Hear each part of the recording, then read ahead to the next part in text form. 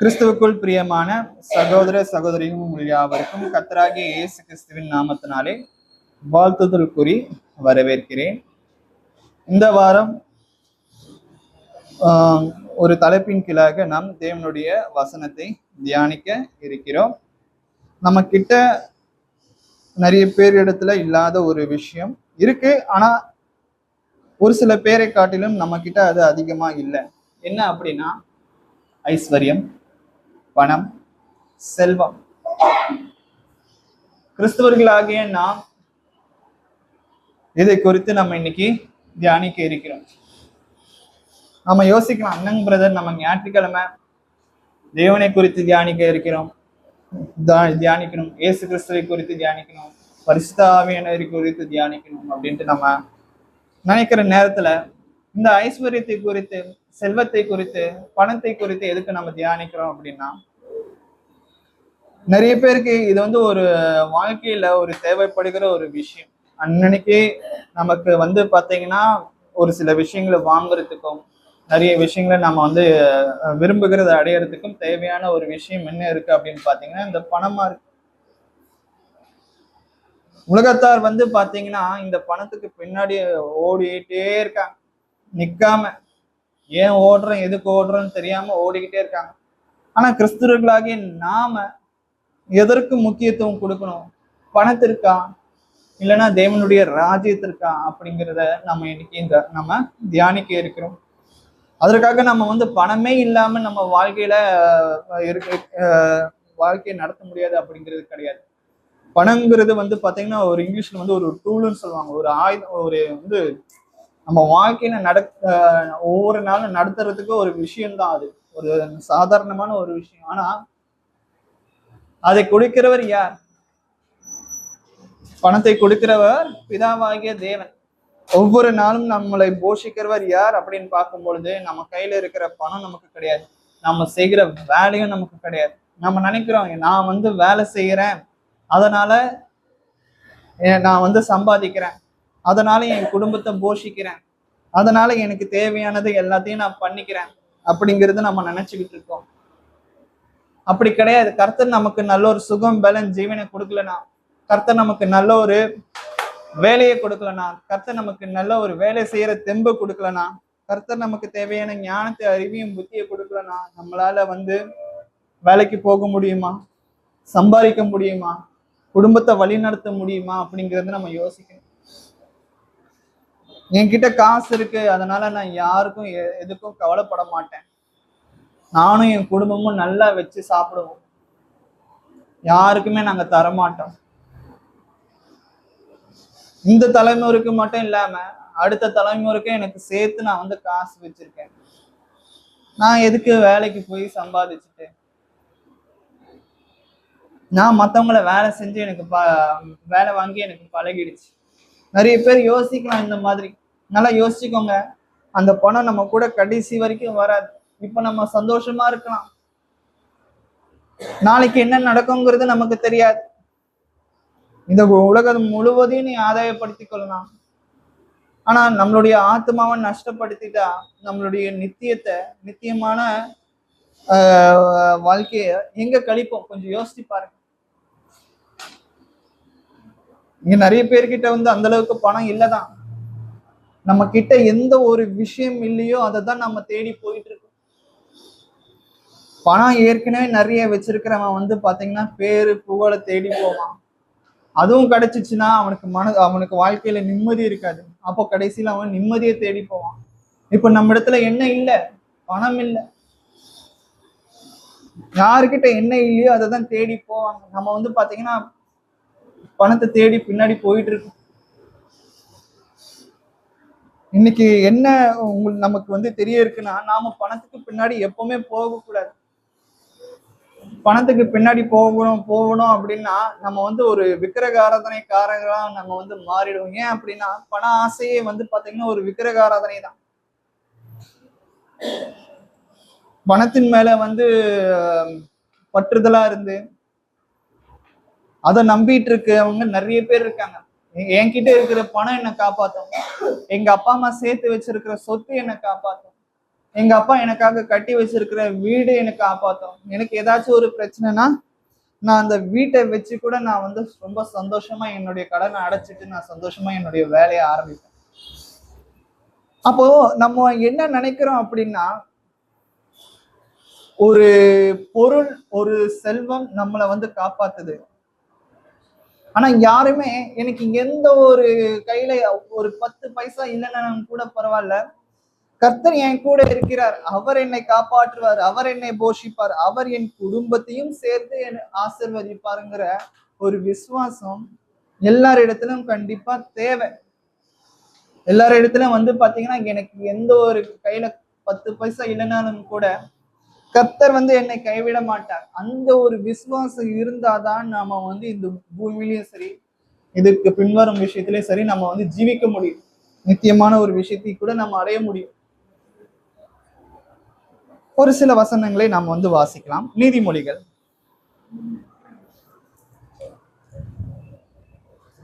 11ஆம் அதிகாரம். நீதிமொழிகள் 11ஆம் அதிகாரம் வசனம் 28.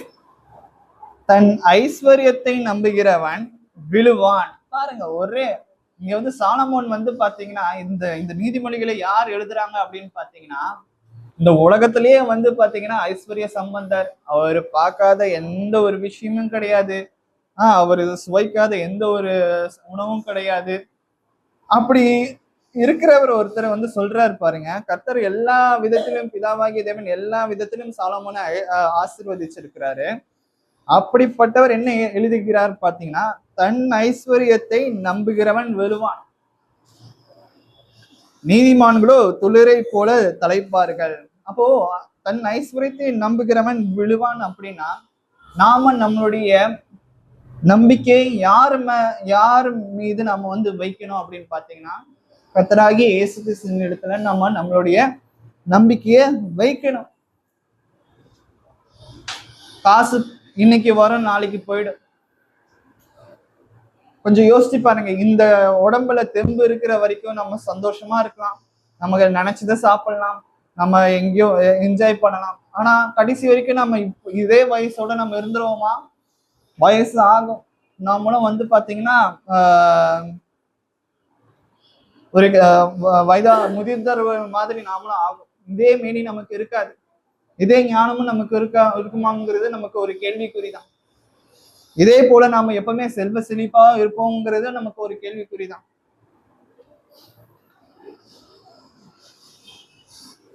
நம்ம இப்போ சந்தோஷமா இருப்போம், நாளைக்கு நம்ம கையில ஒரு 10 பைசா இல்லைன்னா யாருமே நம்மளை மதிக்க கூட மாட்டாங்க. ஸ்டார்டிங் மாசத்துல முதல் வாரத்துல நம்ம கையில நல்லா காசு இருக்கும். போக போக அது வந்து பாத்தீங்கன்னா, அதை வந்து சேமிக்கணும், மிச்சப்படுத்தணும் அப்படிங்கிறது கிடையாது. நல்லா இஷ்டத்துக்கு செலவு பண்றது, மற்றவங்களுக்கு உதவி பண்றது கூட கிடையாது, இஷ்டத்துக்கு செலவு பண்றது. மாச கடைசியில வந்து பாத்தீங்கன்னா மற்றவங்களிடத்துல கையேந்திக்கிட்டு நிக்கிறது, கடன் வாங்குறது. இதனாலதான் நிறைய குடும்பங்கள் வந்து பாத்தீங்கன்னா யோசிக்காம கர்த்தர் கொடுக்குற அந்த தானத்தை வந்து யோசிக்காம நிறைய வீணான காரியங்கள்ல வந்து அவங்க செலவு பண்றாங்க. கர்த்தர் ஒரு விஷயத்த கொடுக்குறாருன்னா, கர்த்தர் அதுக்கு நமக்கு ஞானத்தை கொடுத்திருக்கிறார், அதை எப்படி செலவு பண்ணணுங்கிற ஒரு புத்தியை கொடுத்திருக்கிறார். அதற்கேற்ப நாம வந்து சிக்கனமா நம்ம வந்து இருக்க வேண்டியது அவசியமா இருக்கு. அதற்காக வந்து பாத்தீங்கன்னா மற்றவங்களுக்கு உதவி செய்கிற விஷயத்துல கூட தயவு செஞ்சு சிக்கனம் பாத்துறாதீங்க. அள்ளி கொடுக்கலாம், காணிக்கை போடுற விஷயத்துலயும் சரி, மற்றவங்களுக்கு தேவையான நேரத்துல நம்மளால உதவி செய்யற விஷயத்துலயும் சரி, கர்த்தர் நம்மளை ஆசீர்வதிப்பார். ஆனா நாம எப்போ தேவையில்லாத வீண் செலவுகளை செய்யறோம். நமக்கு தெரியும் ஒரு விஷயம் நம்ம பாக்குறோம், அது நமக்கு தேவையில்லைங்கிறது தெரியும், இருந்தாலும் நம்ம மனசு வந்து அது ஆசைப்படுது, அதை நம்ம வந்து வாங்கிடுறோம். வாங்கினதுக்கு பிறகு யோசிக்கிறோம், இதை எதுக்குதான் வாங்கணும், காசு இவ்வளவு வேஸ்ட் பண்றோமே. சம்பாதிக்கிறவங்களுக்கு தான் அந்த அருமை பெருமை தெரியும். தன் ஐஸ்வர்யத்தை நம்புகிறவன் விழுவான். பாருங்க, நிறைய பேரு ஐஸ்வர்யத்தின் மேல நம்பிக்கை வச்சிருக்காங்க. எனக்கு எந்த ஒரு உடம்புல எந்த ஒரு பிரச்சனை வந்தாலும் சரி, நான் வந்து இன்சூரன்ஸ் வச்சிருக்கேன், என்கிட்ட நிறைய காசு இருக்குது, நான் ஹாஸ்பிட்டல்ல போயிட்டு அட்மிட் ஆவேன், ஒரு வாரம் இருந்துட்டு வருவேன், ஒரு நல்ல ஒரு பிரைவேட் ஹாஸ்பிட்டல் அட்மிட் ஆகிட்டு வந்துடுவேன், டாக்டர்ஸ் என்ன நல்லா பார்த்துப்பாங்க, நான் திரும்பி வந்துடுவேன். என்கிட்ட என்ன பணமா இல்லை நான் வந்து கவர்மெண்ட் ஹாஸ்பிட்டல்ல போயிட்டு அட்மிட் ஆகிறதுக்கு. நல்லா யோசிச்சுக்கோங்க. நம்ம இந்த மாதிரி எல்லாம் நம்ம யோசிக்கும் பொழுது நம்ம நம்ம வந்து பாத்தீங்கன்னா ஆட்டோமேட்டிக்கா நிறைய விஷயங்களை இழந்துருவோம். வேதாகமத்துல கூட நிறைய உதாரணங்கள் இருக்கு, அதை நம்ம வந்து வாசிக்கலாம். நீதிமொழிகள் 23ஆம் அதிகாரம் வசனம் 5. இல்லாமற் போகும் பொருள் மேல் உன் கண்களை பறக்க விடுவானே, அது கழுகை போல சிறகுகளை தனக்கு உண்டு பண்ணி கொண்டு ஆகாய மார்க்கமாய் பறந்து போகும். பாருங்க, இல்லாமல் போகும். நம்ம பார்க்கிற எல்லா விஷயமும் ஒரு காலகட்டத்துல இல்லாமல் போகிடும். ஐஸ்வர்யம் நிலையானது கிடையாது. ஐஸ்வர்யம் எப்பவுமே நிலையானது கிடையாது. 4வது வசனத்துல சொல்றாரு பாருங்க, ஐஸ்வர்யவானாக வேண்டும் என்று பிரயாசப்படாதே, சுய புத்தியை சாராதே. பாருங்க, எப்பவுமே நம்ம வந்து சுய புத்தியில சார்ந்துட்டு இருக்கோம், கர்த்தர் இடத்துல ஒப்புவிக்க மாட்டோம். நமக்கு ஒரு விஷயம் தேவை அப்படின்னா கர்த்தர் இடத்துல நம்ம போய் கேட்கணும், பிதாவே நான் ஞானத்துல குறைவுள்ளவனா இருக்கேன், எனக்கு இப்படிப்பட்ட ஒரு பொருள் எனக்கு தேவை, என்னுடைய தேவைகளை நீங்க தான் பிதாவே சந்திக்கணும், உங்களுடைய கையில நான் ஒப்பு கொடுத்துட்றேன், அது எனக்கு கிடைக்கிறதும் கிடைக்காம இருக்கிறதும் அது உங்களுடைய விருப்பம். எனக்கு வந்து ஒரு காரு பங்களா ஒரு வீடு வாங்கணும் அப்படிங்கிற ஒரு ஆசை இருக்கு பிதாவே, உமக்கு சித்தமானால். நான் வந்து ரொம்ப பிரயாசப்பட மாட்டேன், எனக்கு இருக்கு, இது வந்து எங்களுடைய தேவைகள், நான் ரொம்ப பெருசா ஆடம்பரமா வந்து நான் வந்து எதிர்பார்க்கல, எனக்கு இப்படிப்பட்ட ஒரு தேவைகள் இருக்கு, உமக்கு சித்தமானால் எனக்கு அது கிடைக்க கூடுமானால் கிடைக்கும்படி செய்யும் பிதாவை நம்ம தேவனுடைய சித்தத்திற்கு ஒப்புவிக்க வேண்டும். ஒருவேளை நமக்கு கர்த்தர் வந்து அப்படிப்பட்ட ஒரு ஆசீர்வாதத்தை நமக்கு கொடுத்தாலும் கூட அதை நாம எப்பவுமே வந்து பாத்தீங்கன்னா மெச்சிக்க கூடாது, ரொம்ப பெரிய ஆள் மாதிரி நம்ம வந்து காமிச்சிக்க கூடாது. மத்தவங்க இல்லாதவங்க இடத்துல போயிட்டு என்கிட்ட அது இருக்கு இது இருக்குன்ட்டு தயவு செஞ்சு அது மாதிரி சொல்லிடாது. நம்ம கிட்ட இல்லாத ஒரு சில விஷயங்கள் மத்தவங்க கிட்ட இருக்காது. அது உணவா இருந்தாலும் சரி, எந்தவித பொருளா இருந்தாலும் சரி, அழகு காமிக்கிறது இல்லைன்னா வந்து பாத்தீங்கன்னா நம்மள ஒரு மேன்மையா மத்தவங்க முன்னாடி காமிச்சுக்கிறது, தயவு செஞ்சு அப்படி பண்ணாதீங்க. நான் ஒரு 2-3 நாளைக்கு முன்னாடி கூட ஒரு வசனத்தை குரூப்ல போட்டேன். மேன்மை பாராட்டுகிறவன் எதை குறிச்சு மேன்மை பாராட்டணும் அப்படின்னா, தன்னுடைய எனக்கு இருக்கிறதுலே நான் தான் பெரிய அறிவாளி அப்படிங்கிற ஞானத்தை, எனக்கு தான் நிறைய ஞான அறிவு புத்தி இருக்கு, அதை வச்சு நம்ம மேன்மை பாராட்டக்கூடாது. இன்னொருத்தவன் வந்து எனக்கு ரொம்ப பலம் இருக்கு, ரொம்ப பராக்கிரமசாலி இருக்கிறதுல எனக்கு தான் நான் ரொம்ப ஆரோக்கியமா இருக்கேன், அதை குறிச்சு தயவு செஞ்சு மேன்மை பாராட்டாதீங்க. இருக்கிறதுல என்கிட்ட தான் நிறைய பணம் செல்வம் எல்லாமே இருக்கு, உங்ககிட்ட ஒண்ணுமே கிடையாது, அதை குறிச்சு தயவு செஞ்சு மேன்மை பாராட்டாதீங்க. அப்ப எதை குறிச்சு நாம வந்து மேன்மை பாராட்டணும்? எரேமியா 29ஆம் அதிகாரம் வசனம் 24. ஒரு 2-3 நாளைக்கு முன்னாடி தான் அந்த வசனத்தை குரூப்ல வந்து நான் போட்டேன். எரேமியா 9ஆம் அதிகாரம் வசனம் 24. மேன்மை பாராட்டுகிறவன் பூமியிலே கிருபையும் நியாயத்தையும் நீதியும் செய்கிற கர்த்தர் நான் என்று என்னை அறிந்து உணர்ந்து இருக்கிறதை குறித்தே மேன்மை பாராட்டக்கடுவன் என்று கர்த்தர் சொல்கிறார். பாருங்க, சரியான வசனம் இது. அப்ப நம்ம ஒவ்வொரு தடவையும் மேன்மை பாராட்டும் போது நம்ம கர்த்தரை குறித்து நாம மேன்மை பாராட்டுகிறோமா, இல்லைன்னா தேவையில்லாத விஷயங்களை குறித்து நம்ம மற்றவங்களிடத்துல மேன்மை பாராட்டுகிறோமாங்கிறத நம்ம யோசிக்கணும். என் கணவர் ரொம்ப ஒரு பெரிய உத்தியோகத்துல இருக்கிறாரு, அவர் வந்து பாத்தீங்கன்னா இவ்வளவு சம்பாதிக்கிறாரு, நிறைய விஷயம் பண்றாரு, ரொம்ப ஓவரா மெச்சிப்பாங்க. தயவு செஞ்சு அப்படி பண்ணாதீங்க. ஒரு உதாரணத்துக்கு தான் சொல்றேன், நிறைய விஷயங்களை நம்ம வந்து இல்லாதவங்க இடத்துல ஒரு சின்ன ஒரு நெக்லஸ் போட்டிருந்தாலும் சரி, கமல் போட்டிருந்தாலும் சரி, மற்றவங்க பார்க்கணும், அதை பத்தி அவங்க கேட்கணும், அது அப்படி அவங்க அதை பத்தி கேட்டாதான் என் மனசு ஆறும். அதை பத்தி சொல்லும் போது அப்படிலாம் தயவு செஞ்சு நினைக்காதீங்க. மேன்மை பாராட்டுகிறேன், பூமியிலே கிருபையையும் நியாயத்தையும் நீதியும் செய்கிற கர்த்தர் நான் என்று என்னை அறிந்து உணர்ந்திருக்கிறதை குறித்து பாருங்க.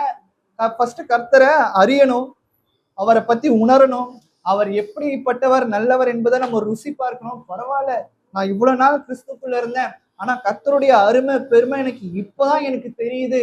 இந்த குறித்து தான் நம்ம வந்து மேன்மை பாராட்டணும். தவிர நம்ம கிட்ட இருக்கிற செல்வத்தை குறித்தோ பணத்தை குறித்தோ நம்ம எப்பொழுதுமே நம்ம பாத்தீங்கன்னா மேன்மை பாராட்டக்கூடாது. நம்ம கிட்ட இல்லதான், ஆனா நம்ம இருக்கும்போது நம்ம பண்ற அலுவல் இருக்குது எப்பா, அது சொல்ல முடியாது. வானத்துக்கும் பூமிக்கும் குதிப்பான். கையில ஒரு 5 பைசா 5 ரூபா இருந்தாலும் சரி 10 ரூபா கையில காசு வந்துச்சுன்னா போதும், வானத்துக்கு பூமிக்கும் நம்ம குதிக்கிறது. அப்படி இருக்காதீங்க தயவு செஞ்சு. அப்படி நம்ம எப்பவுமே யாருமே இருக்கக்கூடாது. லூக்கா 12ஆம் அதிகாரம் லூக்கா 12ஆம் அதிகாரம் வசனம் 16ல இருந்து வாசிக்கிறேன் பாருங்க. ஒரு ஐஸ்வர்யவான் என்ன நினைச்சுக்கிட்டு இருக்கான் அப்படின்ட்டு. லூக்கா 12ஆம் அதிகாரம் வசனம் 16ல இருந்து 21 வரைக்கும் வாசிக்கிறேன் பாருங்க. அல்லாமலும் ஒரு உவமையை அவர்களுக்கு சொன்னார். ஐஸ்வர்யமுள்ள ஒருவனுடைய நிலம் நன்றாய் விளைந்தது.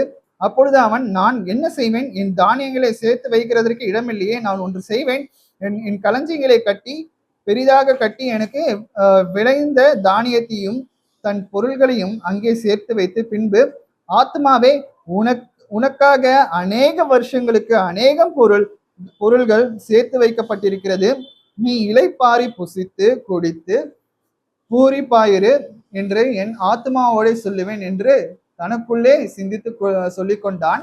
தேவனோ அவனை நோக்கி, மதிகேடனே, உன் ஆத்மா உன்னிடத்திலிருந்து இந்த ராத்திரியிலே எடுத்து கொள்ளப்படும். அப்பொழுது நீ சேகரித்தவைகள் யாருடையதாகும் என்றார். தேவனிடத்தில் ஐஸ்வர்யவனாயிராமல் தனக்காகவே பொக்கிஷங்களை சேர்த்து வைக்கிறவன் இப்படியே இருக்கிறான் என்றார். பாருங்க, இங்க ஒரு சம்பவம் நடக்குது. கர்த்தர் ஒரு ஐஸ்வர்யவானுக்கு ஒரு சில ஆசீர்வாதத்தை கொடுக்கிறார். அவனுடைய வயல்ல நிறைய விஷயங்களை விளைய பண்ணுகிறார்.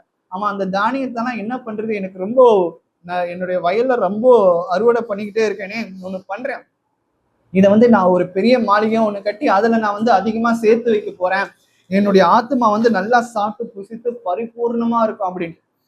அவன் ஏன் அப்படி யோசிக்கிறான்? கர்த்தர் ஏன் அவனுக்கு அப்படிப்பட்ட ஒரு ஆசீர்வாதத்தை கொடுக்கணும்?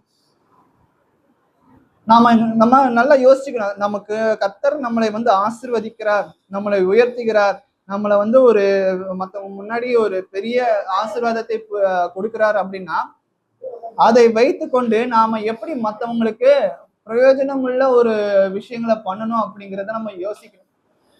கர்த்தர் நமக்கு ஆசீர்வாதத்தை கொடுக்கிறாரா, ஐஸ்வர்யத்தை கொடுக்கிறாரா, நமக்கு நல்ல விதத்துல நம்ம காணிக்கை போடுகிறோமா, ஏழைகளுக்கு நம்ம உதவி செய்கிறோமா, திக்கற்றவர்களுக்கு நம்ம உதவி செய்கிறோமா அப்படிங்கிறத நம்ம சோதிச்சு பார்ப்போம். ஆனா இவன் என்ன பண்ணா, ஏழை எளியவர்களுக்கு தரல, தரித்திரர்களுக்கு அவன் சேர்த்து வச்சு அந்த தானியம் எதுவுமே கொடுக்கல. தன்னுடைய ஆத்மா சந்தோஷப்படணும், அதை வச்சு அவன் வாழ்க்கை முழுக்க சந்தோஷமா இருக்கணும், அவன் பிள்ளைகளும் சரி எல்லாருமே சந்தோஷமா இருக்கணும், அவன் மட்டுமே அவன் சந்தோஷமா இருக்கணும் அப்படின்ட்டு அவன் நினைச்சான். அப்போ இப்படிலாம் யோசிச்சுட்டு அவன் நைட்டு தூங்கிட்டு இருக்கும்போது தேவன் அவனை நோக்கி கேட்கிறாரு பாருங்க. 20வது வசனம், மதிகேடனே, முட்டாளே, நீ இவ்வளவு சேர்த்து வச்சிருக்கியே, உன்னுடைய ஆத்மாவை இன்னைக்கு நைட்டு உன்கிட்ட இருந்து எடுத்துக்கிட்டா நீ சேர்த்து வச்சதெல்லாம் என்ன பண்ணுவ அப்படின்னு கேட்கிறார். இந்த ராத்திரியிலே எடுத்துக்கொள்ளப்படும், அப்பொழுது நீ சேகரித்தவைகள் யாருடைய ஆகும். பாருங்க, அப்ப நம்ம சேர்த்து வைக்கிறதெல்லாம் யாருக்கு போய் சேரும்? தரித்திரருக்கு தான் போய் சேரும். நாமளே கொடுத்துட்டா பரவாயில்ல, நாமளே பாத்தீங்கன்னா மனமும் நம்ம மத்தவங்களுக்கு உதவி செஞ்சிட்டோம்னா பரவாயில்ல. இல்லைன்னா நம்ம கிட்ட இருந்து பிடிங்கி கர்த்தர் மத்தவங்களுக்கு கொடுக்கக்கூடியவரா இருக்கிறார். அந்த நிலைமைக்கு நம்ம எதுக்கு போகணும்? பணம் எப்பவுமே பாத்தீங்கன்னா அது நிலையானது கிடையாது. அது ஒரு தற்செயலா ஒரு நல்ல ஒரு சந்தோஷத்தை கொடுக்கும். ஆனா அந்த சந்தோஷம் கடைசி வரைக்கும் இருக்குமாங்கிறது நமக்கு ஒரு கேள்விக்குறிதான். எவ்வளவோ வசதி படைத்த மக்கள் காசு இருந்தாலும் உங்கள இடத்துல பாத்தீங்கன்னா ஏதோ ஒரு குறைவு இருந்துகிட்டே இருக்கு. மனசுல எக்கச்சக்க கஷ்டங்கள் இருக்கும். காசு இருக்கு ஆனா நிம்மதி இல்லை. காசு இருக்கு ஆனா நான் நினைச்சது என்னால சாப்பிட முடியல. நிறைய விஷயங்கள் இருக்கு.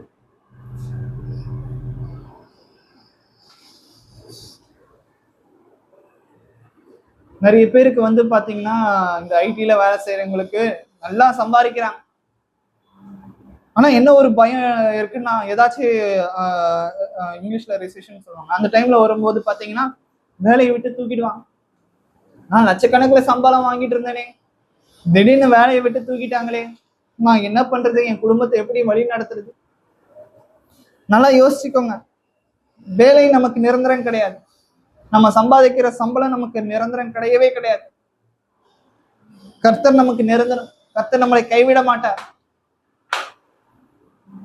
நம்ம வேலையில வச்சிருக்கிற நம்பிக்கைய, அதன் மூலியமாக வருகிற பணத்தின் மீது வச்சிருக்கிற நம்பிக்கைய, அந்த ஒரு துளி வந்து நம்ம இயேசு கிறிஸ்துவின் இடத்துல இருந்துச்சுன்னா கண்டிப்பா கர்த்தர் நமக்கு எல்லா தேவைகளையும் நமக்கு வந்து ஆட்டோமேட்டிக்கா சந்திக்கக்கூடியவரா இருக்கிறார். 1 தீமோத்தேயு 6ஆம் அதிகாரம் வசனம் 17.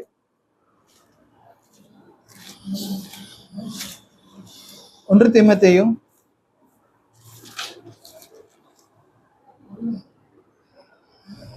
6ஆம் அதிகாரம் வசனம் 17. இவ்வுலகத்திலே ஐஸ்வர்யம் உள்ளவர்கள் இருமாப்பான சிந்தனை உள்ளவர்களாயிராமலும், நிலையற்ற ஐஸ்வர்யத்தின் மேல் நம்பிக்கை வையாமலும், நாம் அனுபவிக்கிறதற்கு சகலவித நன்மைகளையும் நமக்கு சம்பூரணமாய் கொடுக்கிற ஜீவனுள்ள தேவன் மேல் நம்பிக்கை வைக்கவும். பாருங்க, ஐஸ்வர்யத்தின் மீது தயவு செஞ்சு நம்ம வந்து எப்பவுமே நம்பிக்கை வைக்க கூடாது. இங்க அப்போஸ்தலனாகிய பவுல் வந்து தீமோத்தேயு வந்து தன்னுடைய ஒரு சொந்த மகனா வந்து அவர் பாவிக்கிறார். ஏன் அப்படின்னா, இளம் வயது அந்த டைம்ல வந்து பாத்தீங்கன்னா தீமோத்தேயுக்கு கொஞ்சம் இளம் வயசு இருக்கும் போல. அவன் மனசு வச்சிருந்தானா தேவனை விட்டு பின்வாங்கி உலக ரீதியா அவன் வந்து ஜாலியா என்ஜாய் பண்ணி இருக்க முடியும்.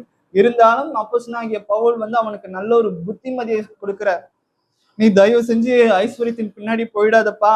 இவ்வுலகத்துல ஐஸ்வர்யம் உள்ளவர்கள் இருமாப்பான சிந்தனை உள்ளவர்களா இருக்கிறாங்க. சிந்தனை உள்ளவர்கள் இராமலும். பாருங்க, காசு பணம் வந்துச்சுன்னா வச்சுக்கோங்களேன், அவங்க சொல்றதுதான் வந்து கேட்கணும். கிராமத்துலலாம் நீங்க போனீங்க அப்படின்னா யாருக்கிட்ட அதிகமா காசு இருக்கோ அவங்க வைக்கிறது தான் சட்டமா இருக்கும். அது வந்து ஒரு சில பேர் வந்து சின்ன வயசுலயே காசுலாம் வச்சிருப்பாங்க. அவங்க இடத்துல வந்து அந்த ஊர்ல இருக்கிறவங்க பெரியவங்க எல்லாருமே இப்படி கை கொட்டி வணங்கிட்டு இருப்பாங்க. ஏன் அப்படின்னா அவங்க இடத்துல காசு இருக்கு. அந்த நேரத்துல காசு இருக்கவங்க இடத்துல வந்து பாத்தீங்கன்னா இருமாப்பு அதிகமா, நான் வைக்கிறது தான் சட்டம், நான் சொல்றதுதான் நீங்க கேட்டு நடக்கணும், என்கிட்ட தான் நீங்க கூலி வாங்குறீங்க. பாருங்க, இவ்வுலகத்துல ஐஸ்வர்யம் உள்ளவர்கள் இருமாப்பான சிந்தனை உள்ள.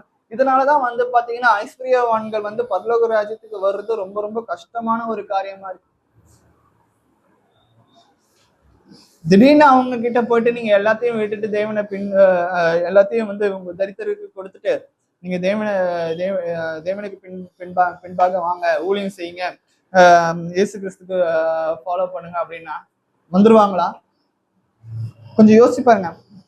நிறைய பேர் வர்றதுக்கு ரொம்ப கஷ்டமா இருக்கும்.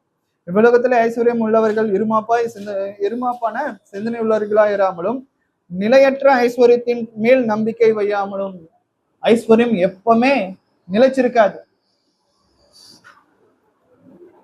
ஒண்ணு போனா இன்னும் ஆட்டோமேட்டிக்கா வேற ஒண்ணு வந்துடும். நம்ம நினைச்சிட்டு இருக்கோம் நாம தான் இருக்கிறதுலே பெரிய ஆளு அப்படின்ட்டு.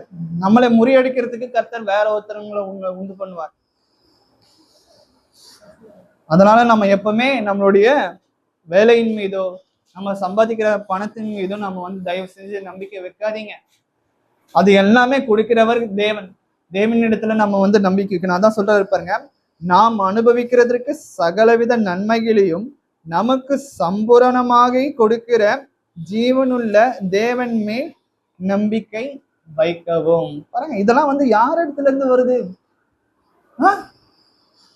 கர்த்தர் நினைச்சா நம்ம கிட்ட இருக்கிற செல்வத்தை ஐஸ்வர்யத்தை ஒரே செகண்ட் காணாம போக வைக்க முடியும். இப்ப நாம வந்து பாத்தீங்கன்னா என்னடா ஒரு நல்ல ஒரு விஷயமா சொல்லாம கெட்ட ஒரு விஷயமா சொல்றானே அப்படின்னு நினைக்காதீங்க தயவு செஞ்சு. நாம இப்ப நல்லா இருக்கோம், நாளை பின்ன வந்து பாத்தீங்கன்னா நமக்கு கை கால் உடஞ்சு நம்ம வீட்டுல கிடந்தோம்னா யாரு சம்பாதிப்பாங்க? யார் அந்த பணத்தை வந்து சம்பாதிச்சு கொண்டு வந்து கொடுப்பா? கொஞ்சம் யோசிச்சு பாருங்க. தயவு செஞ்சு நீங்க வந்து பாத்தீங்கன்னா நம்ம செய்கிற வேலையின் மீது, அதனால வர சம்பளத்தின் மீது தயவு செஞ்சு நம்பிக்கை வைக்காதீங்க. கர்த்தர் இடத்துல நம்பிக்கைங்க. ஒவ்வொரு நாளும் நமக்கு நல்ல ஒரு ஞானத்தை, அறிவையும், புத்தியும், பலனையும் கொடுக்கிறவர் அவர். அதன் மூலியமாகத்தான் நம்ம வந்து நிறைய விஷயங்களை அனுபவிக்கிறோம். சகலவித நன்மைகளையும் அதன் தேவன் மூலியமா தான் நம்ம அனுபவிக்கிறோங்கிற ஒரு விஷயத்தை நம்ம வந்து புரிந்து கொள்ளணும். இதே 1 தீமோத்தேயு 6வது அதிகாரம் வசனம் 10 நம்ம வாசிக்கும் பொழுது, பண ஆசை எல்லா தீமைக்கும் வேறா இருக்கிறது. 9வது வசனம், ஐஸ்வர்யவான்களாக விரும்புகிறவர்கள் சோதனையிலும் கண்ணிலையும் மனுஷரை கேட்டிலும் அழிவிலும் அமிழ்த்துகிற மதிகேடும் சேதும் மன பலவித இச்சைகளிலும் விழுகிறார்கள். பண ஆசை எல்லா தீமைக்கும் வேறா இருக்கிறது. பாருங்க, தீமைங்கிறது இருந்துச்சுன்னா நம்ம கண்டிப்பா பரலோக ராஜ்யத்துக்கு போறது ஒரு கேள்விக்குறிதான். ஆனா அந்த தீமைக்கே வேறு என்ன அப்படின்னு பாத்தீங்கன்னா பணம் தான். கணவன் மனைவிக்குள்ள அடிக்கடி பிரச்சனை வர்றது என்னன்னா மோஸ்ட்லி இந்த பணத்தினாலதான் இருக்கும். என் கணவர் எல்லாத்துக்குமே கணக்கு கேட்கிறாரு, என் மனைவி எல்லாத்துக்குமே கணக்கு கேட்கிறாங்க. நிறைய விஷயங்களை வந்து இந்த பணம் தான் பிரச்சனை. கர்த்தர் கொடுப்பார், கர்த்தர் கொடுப்பார் அப்படிங்கிற ஒரு விசுவாசம் நமக்கு இருக்கு. யோபுக்கு கொடுத்தார், யோபுக்கு எடுத்துக்கொண்டார், திரும்பவும் யோபுக்கு கொடுத்தார். யோபு சொல்றாரு, கர்த்தர் கொடுத்தார், கர்த்தர் எடுத்துக்கொண்டார், கர்த்தருடைய நாமத்திற்கு ஸ்தோத்திரம். கர்த்தர் நம்மளை ஆசீர்வதிக்கும் போது நம்ம சந்தோஷமா இருந்தோம். அந்த ஆசீர்வாதத்தை அவர் எடுக்கும் பொழுது நாம ஏன் அவரை தூஷிக்கணும்? அவர் திரும்ப கொடுக்க வல்லவரா இருக்கிறார். இப்ப நான் வந்து கஷ்டத்துல இருக்கேன். ஆனா எனக்கு இருக்கிற இந்த கஷ்டம், பண கஷ்டமா இருந்தாலும் சரி, மன கஷ்டமா இருந்தாலும் சரி, அது கடைசி வரைக்கும் நீடிக்க போறது கிடையாது. நான் திரும்ப எழுவேன்.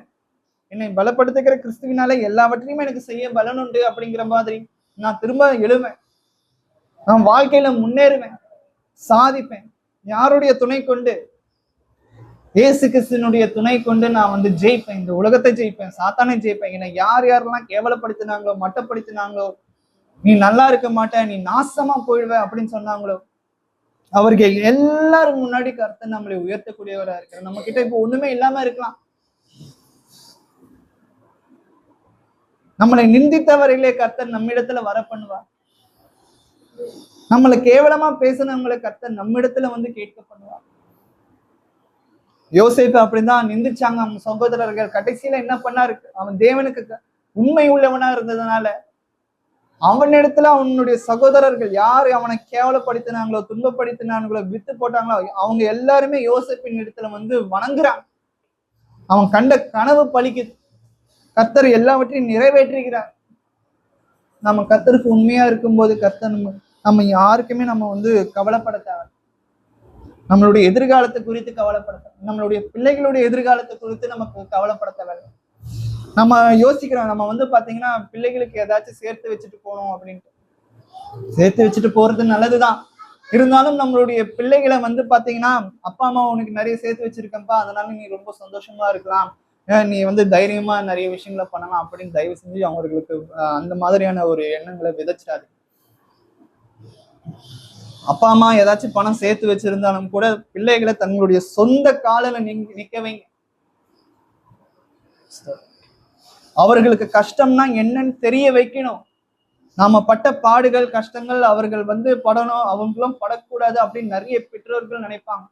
கஷ்டப்படாம நிறைய விஷயங்கள் கிடைக்க ஈஸியா கிடைக்காது அப்படிங்கிறத பிள்ளைகளுக்கு நம்ம உணர்த்தணும்.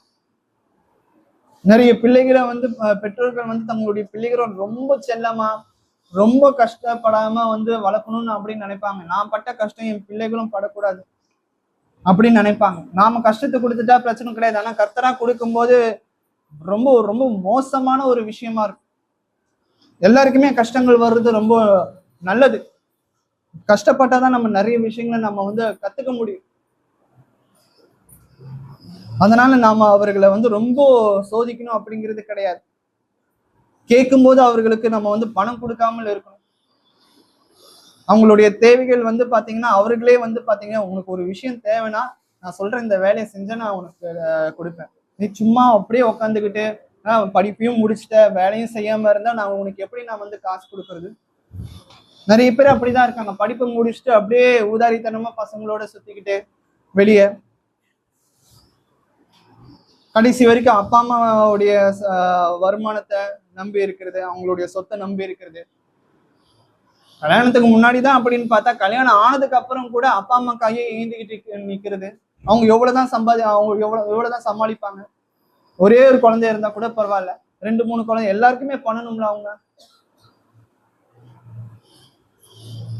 நிறைய பேர் அப்படி. இப்போ ஒருவேளை அப்பா அம்மா பணம் கொடுக்கலன்னா அவர்களை நிந்திக்கிறது, அவர்களை சோதிக்கிறது, அவர்களை வீட்டை விட்டு வெளியே போகணும்னு சொல்றது.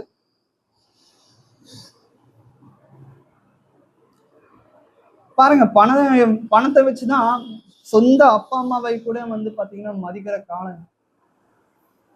நாம அப்படி இருக்கக்கூடாது. தயவு செஞ்சு உங்களோட பிள்ளைகளை சின்ன வயது முதல் கொண்டு நம்ம வந்து கர்த்தருடைய சிக்ஷையில நம்ம வழி நடத்தணும். அப்படின்னா நாம எப்பவுமே பணம் பணம் பணம்ட்டு நம்ம வந்து பாத்தீங்கன்னா பிள்ளைகள் இடத்துல விதைக்க கூடாது. இங்க பாரு, பணம் இருந்தாதான் நம்மள இந்த உலகத்துல மதிப்பாங்க அப்படின்ட்டு சொல்லி குழந்தைங்களை வளர்க்காதீங்க.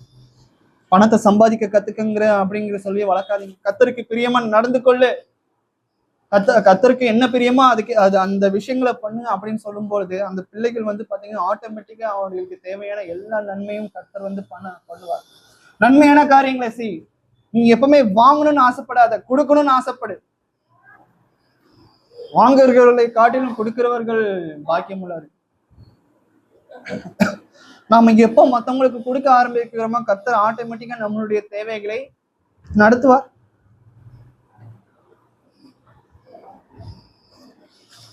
மத்திய 6ஆம் அதிகாரம் வசனம் 24 நம்ம வாசிக்கிறோம்ல. இயேசு கிறிஸ்து என்ன சொல்றாரு? 2 எஜமான்களுக்கு ஊழியம் செய்ய ஒருவனாக கூடாது. பிதாவாகிய தேவன் இருக்கிறாரு, இன்னொரு இடத்துல வந்து பாத்தீங்கன்னா பணம் இருக்கு. யாராச்சும் ஒருத்தரை நம்ம பிடிச்சிக்கணும். அட் அ டைம்ல ரெண்டுத்தையும் நம்ம வந்து ரெண்டு பேரையும் நம்ம வந்து வர்ஷிப் பண்ணக்கூடாது, ஆராதிக்க கூடாது. ஒருவனை பகுத்து மற்றவனை சிநேகிப்பான், அல்லது ஒருவனை பற்றி கொண்டு மற்றவனை அசட்டை பண்ணுவான். தேவனுக்கும் உலக பொருளுக்கும் ஊழியம் செய்ய உங்களால் கூடாது. பாருங்க, தேவனுக்கும் உலக பொருளுக்கும். உலக பொருள் அதுவே வந்து ஒரு விக்கிரகம் தான். ஒரு சில பேர் வந்து பாத்தீங்கன்னா அந்த ஒரு அனித்தியமான பாவ சந்தோஷத்தை அனுபவிக்கிறதுக்கு ரொம்ப பிரயாசப்படுவாங்க. மத்தவங்களை வந்து இக்கட்டில போடுறது, ரொம்ப மோசமான காரியங்களை வந்து பண்ணிட்டு இருப்பாங்க. உங்களுக்கு இருக்கிறவைகள் போதும் என்று நம்ம வந்து எப்பவுமே எண்ணணும். அப்போஸ்தலனாகிய பவுல் சொல்வார், எனக்கு வாழ்ந்திருக்கும் எனக்கு தெரியும், தாழ்ந்திருக்கும் எனக்கு தெரியும். எந்த விதத்துல நான் எப்பவுமே சம்பூரணமா இருக்க கத்துக்கிட்டேன்.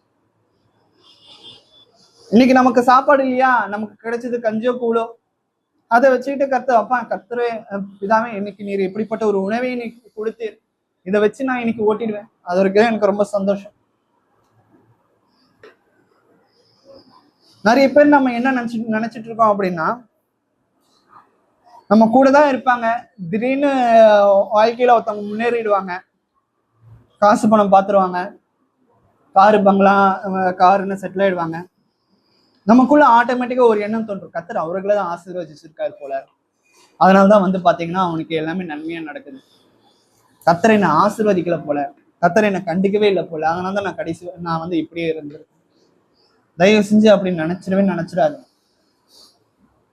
நானும் ஒரு காலகட்டத்துல அப்படி நினைச்சவன் தான். என்னை சுத்தி இருக்கிறவங்க வாழ்க்கையில முன்னேறிட்டு இருக்கும் போது நான் கடைசி வரைக்கும் இப்படியே நான் இப்படி இருக்கிறதுனால கர்த்தர் என்ன ஆசீர்வதிக்கிற போல அப்படின்னு. அப்புறம் தான் வந்து இந்த ஒரு வசனத்தை வாசிச்சேன். எபிரேயர் 13ஆம் அதிகாரம் வசனம் 5. நீங்கள் பண ஆசை இல்லாதவர்களை நடந்து உங்களுக்கு இருக்கிறவைகள் போதும் என்று எண்ணுங்கள். நான் உன்னை விட்டு விலகுவதும் இல்லை, உன்னை கைவிடுவதும் இல்லை என்று அவர் சொல்லி இருக்கிறாரே. என்ன ஒரு அருமையான ஒரு வார்த்தை. பரவாயில்ல, இருக்கட்டும், எல்லாரும் சந்தோஷமா இருக்கட்டும், என்னை சுத்தி இருக்கிறவங்க எல்லாருமே சந்தோஷமா இருக்கட்டும், நானும் கர்த்தருக்குள்ள சந்தோஷமா இருப்பேன். ஏன் அப்படின்னா, எனக்கு இருக்கிறவைகள் எனக்கு போதும். கர்த்தர் என்ன, நான் வந்து ரொம்ப அடிமட்டத்துல இருந்தவன், குப்பையில இருந்தவன், என்னை இந்த அளவுக்கு கர்த்தர் உயர்த்தி இருக்கிறார், அதற்காகவே நான் கர்த்தருக்கு நன்றி செலுத்தணும் அப்படிங்கிற ஒரு எண்ணம் வந்து நமக்கு இருக்கணும். தவிர என்ன சுத்தி இருக்கிறவங்க வாழ்க்கையில முன்னேறிட்டாங்களே, நான் இன்னும் முன்னேறலையே அப்படிங்கிறத மட்டும் எப்பவுமே நினைக்க வேண்டாம். கர்த்தருக்கு அது சித்தம். கர்த்தருடைய இப்ப நான் எப்படி இருக்கணும், அது கர்த்தருடைய சித்தம். கர்த்தருடைய சித்தத்திற்கு நம்ம ஒப்பு கொடுக்க வேண்டியது அவசியமாக இருக்கு. சொல்றாரு பாருங்க, நான் உன்னை விட்டு விலகுவதும் இல்லை, உன்னை கைவிடுவதும் இல்லை. கர்த்தர் என்னை வந்து விட்டு விலகவும் மாட்டார், என்னை கைவிடவும் மாட்டார். என்ன மாத்திரம் இல்லாம என்னுடைய குடும்பத்தை எல்லாருமே வந்து பாத்தீங்கன்னா அவர் கைவிட மாட்டார். எபிரேயர் ஆசிரியர் வந்து இங்க சொல்லி இருக்கிறாரே அப்படின்னா என்ன அர்த்தம்? அந்த ஒரு விஷயத்த ஏதோ ஒரு காலகட்டத்துல யாருக்கோ சொல்லியிருக்கிறார், அந்த வாக்கு தத்தத்தை கொடுத்திருக்கிறார், நான் உன்னை கண்டிப்பா வந்து உன்னை விட்டு விலகவும் மாட்டேன் அப்படின்னு. எங்க சொல்லியிருக்கிறாருன்னு பார்க்கலாம். உபாகமம் 31ஆம் அதிகாரம் வசனம் 6. நீங்கள் வளர் கொண்டு இளமனதாயிருங்கள், அவர்களுக்கு பயப்படுவதும் விதைப்பதும் வேண்டாம். தேவனாகிய கர்த்தர் தாமே உன்னோடு கூட வருகிறார், அவர் உன்னை விட்டு விலகுவதும் இல்லை, உன்னை கைவிடுவதும் இல்லை என்று சொன்னார். பாருங்க, ஏதோ ஒரு காலகட்டத்துல மோசேவின் இடத்துல, இஸ்ரவேல் மக்கள் இடத்துல கர்த்தர் சொன்ன இந்த வாக்குத்தத்தம் புதிய ஏற்பாட்டின் காலத்துல 2000-3000 வருஷத்துக்கு பிறகு எபிரேயர் ஆசிரியர் அதை நினைவுபடுத்துகிறார். சொல்லி இருக்கிறாரே, நீங்கள் பலம் கொண்டு தினமடதான் இருங்கள், அவர்களுக்கு பயப்படவும் திகைக்கவும் வேண்டாம், உன் தேவனாகிய கர்த்தர் தாமே உன்னோட கூட இருக்கிறார். உங்ககிட்ட காசு பணம் இல்லைன்ட்டு நீங்க தயவு செஞ்சு கவலைப்படாதீங்க. நமக்கு பெரிய பலன் இல்ல, பெரிய ஞானம் இல்லை அப்படின்ட்டு தயவு செஞ்சு கவலைப்படாதீங்க. மற்றவங்க கிட்டதான் ரொம்ப பெரிய அறிவு இருக்கு, புத்தி இருக்கு, ஞானம் இருக்கு. நான் வந்து ஒரு தற்குறி, நான் வந்து ஒரு படிப்பறிவு இல்லாதவன் அப்படின்னு தயவு செஞ்சு நினைக்காதீங்க. அவர்களை எல்லாரை காட்டிலும் நம்ம கூட இருக்கிறது யார் தெரியுமா? பெரியவர். கர்த்தர் தாமே உன்னுடனே கூட வருகிறார், அவர் உன்னை விட்டு விலகுவதும் இல்லை, உன்னை கைவிடுவதும் இல்லை என்று சொன்னாங்க. எத்தனை பேர் நம்ம இதை விசுவாசிக்கிறோம்? கர்த்தரை என்ன கைவிட்டுட்டார், நான் பாவம் பண்ணிட்டேன். நம்மளுடைய பாவங்கள் தான் வந்து நமக்கும் தேவனுக்கும் ஒரு பிரிவினை ஏற்படுத்துகிறது. நம்ம பாவம் பண்ணிட்டு நம்ம என்ன நினைப்போம்? நான் பாவம் பண்ணிட்டேன், கர்த்தர் என்னை கைவிட்டுட்டார், அவ்வளவுதான், இனிமே எனக்கு நடக்க போறது, என் வாழ்க்கையில நடக்க போறது எல்லாமே மோசமா தான் நடக்கும். தயவு செஞ்சு அப்படிப்பட்ட ஒரு எண்ணத்தை எடுத்து போடுங்க. நம்ம பண்ண பாவத்துல இருந்து நம்ம மனம் திரும்பும் போது கர்த்தராகிய இயேசு கிறிஸ்துவின் மூலியமா நமக்கு எல்லா பாவங்களும் நமக்கு மன்னிக்கப்படுகிறது. எப்போ? நம்ம மனம் திரும்பும் போது. ஐயோ, நான் பாவியாயிட்டனே, நான் ரொம்ப கெடுதல் பண்ணிட்டேனே, அவசரப்பட்டு தப்பு பண்ணிட்டேனே, எனக்கு பாவம் மன்னிப்பே கிடையாது அப்படின்னு தயவு செஞ்சு நினைச்சிடாதீங்க. நம்மளுடைய பாவங்களை மன்னிக்கிறதுக்கு தான் கர்த்தராகிய இயேசு கிறிஸ்துவன் நமக்கு பலியாட அனுப்பினார். இயேசு கிறிஸ்து மூலியமாக பிதாவாகிய தேவன் நம்மளுடைய பாவங்களை மன்னிக்கிறார். எப்போ நம்ம உண்மையா மனம் திரும்பும் போது, நம்ம பாவத்துல இருந்து விடுபடும் போது கர்த்தர் நம்மளுக்கு அந்த ஒரு விஷயத்தை, நம்மளுடைய பாவங்களை மன்னித்து சேர்க்கக்கூடியவராக இருக்கிறார். அப்போ அவர் உன்னை விட்டு விலகுவதும் இல்லை, உன்னை கைவிடுவதும் இல்லை என்று சொல்லுகிறார். இதேதான் வந்து பாத்தீங்கன்னா மோசேக்கு சொல்றார். இதேதான் மோசே இறந்தது போனதுக்கு பிறகு இஸ்ரவேல் மக்களை யார் வழி நடத்துறா அப்படின்னு பார்க்கும்போது யோசுவா வழி நடத்துறார். யோசுவாக்கு சொல்றார் பாருங்க, யோசுவா 1ஆம் அதிகாரம் வசனம் 5. நீ உயிரோடு இருக்கும் நாள நாம் ஒருவனும் உனக்கு முன்பாக எதிர்த்து நிற்பதில்லை, நான் மோசையோடே இருந்தது போல உன்னோடும் இருப்பேன், நான் உன்னை விட்டு விலகுவதும் இல்லை, உன்னை கைவிடுவதும் இல்லை. பாருங்க, அன்னைக்கு மோசையோட யோசுவா கூட இருந்த அதே தேவன், அவங்க வந்து மோசேவும் இறந்து போயிருக்கலாம், யோசுவாவும் இறந்து போயிட்டாங்க, ஆனா அவங்க கூட இருந்த அதே தேவன் இப்ப நம்ம கூட இருக்கிற எத்தனை பேர் நம்ம இதை விசுவாசிக்கிறோம்? கொஞ்சம் யோசிச்சு பாருங்க. அப்போ நான் என்னுடைய நம்பிக்கைய, என்னுடைய விசுவாசத்தை நான் சம்பாதிக்கிற பணத்தின் மீது வைக்கணுமா? நான் சேர்த்து வைக்கிற பணத்தின் மீது வைக்கணுமா? என்னுடைய பணம் என்னை காப்பாத்தும், எங்க அப்பா அம்மா சேர்த்து வச்ச சொத்து என்னை காப்பாத்தும், அந்த ஒரு சொத்தின் மீது, அந்த பணத்தின் மீது நம்ம நம்பிக்கை வைக்கணுமா? இல்லைன்னா மோசே யோசுவாவை வழிநடத்தின தேவனிடத்துல நாம நம்பிக்கை வைக்கணுமா அப்படிங்கிறத நம்ம யோசிச்சு பார்க்கணும். நம்ம அப்பா அம்மா சேர்த்து வச்ச பணம் இன்னைக்கு இருக்கும் நாளைக்கு போவோம். நாம சேர்த்து வச்ச பணம் கூட இன்னைக்கு இருக்கும் நாளைக்கு போவோம். ஆனா பிதாவாகிய தேவன் கர்த்தராகிய இயேசு கிறிஸ்து எப்பவுமே நிலைச்சிருக்காங்க. அதை நம்ம உணரணும், விசுவாசிக்கணும். நம்ம அதை மனசுல நம்ம கெட்டியமா நம்ம பிடிச்சுக்கணும். மார்க்கு 4:19 18-19.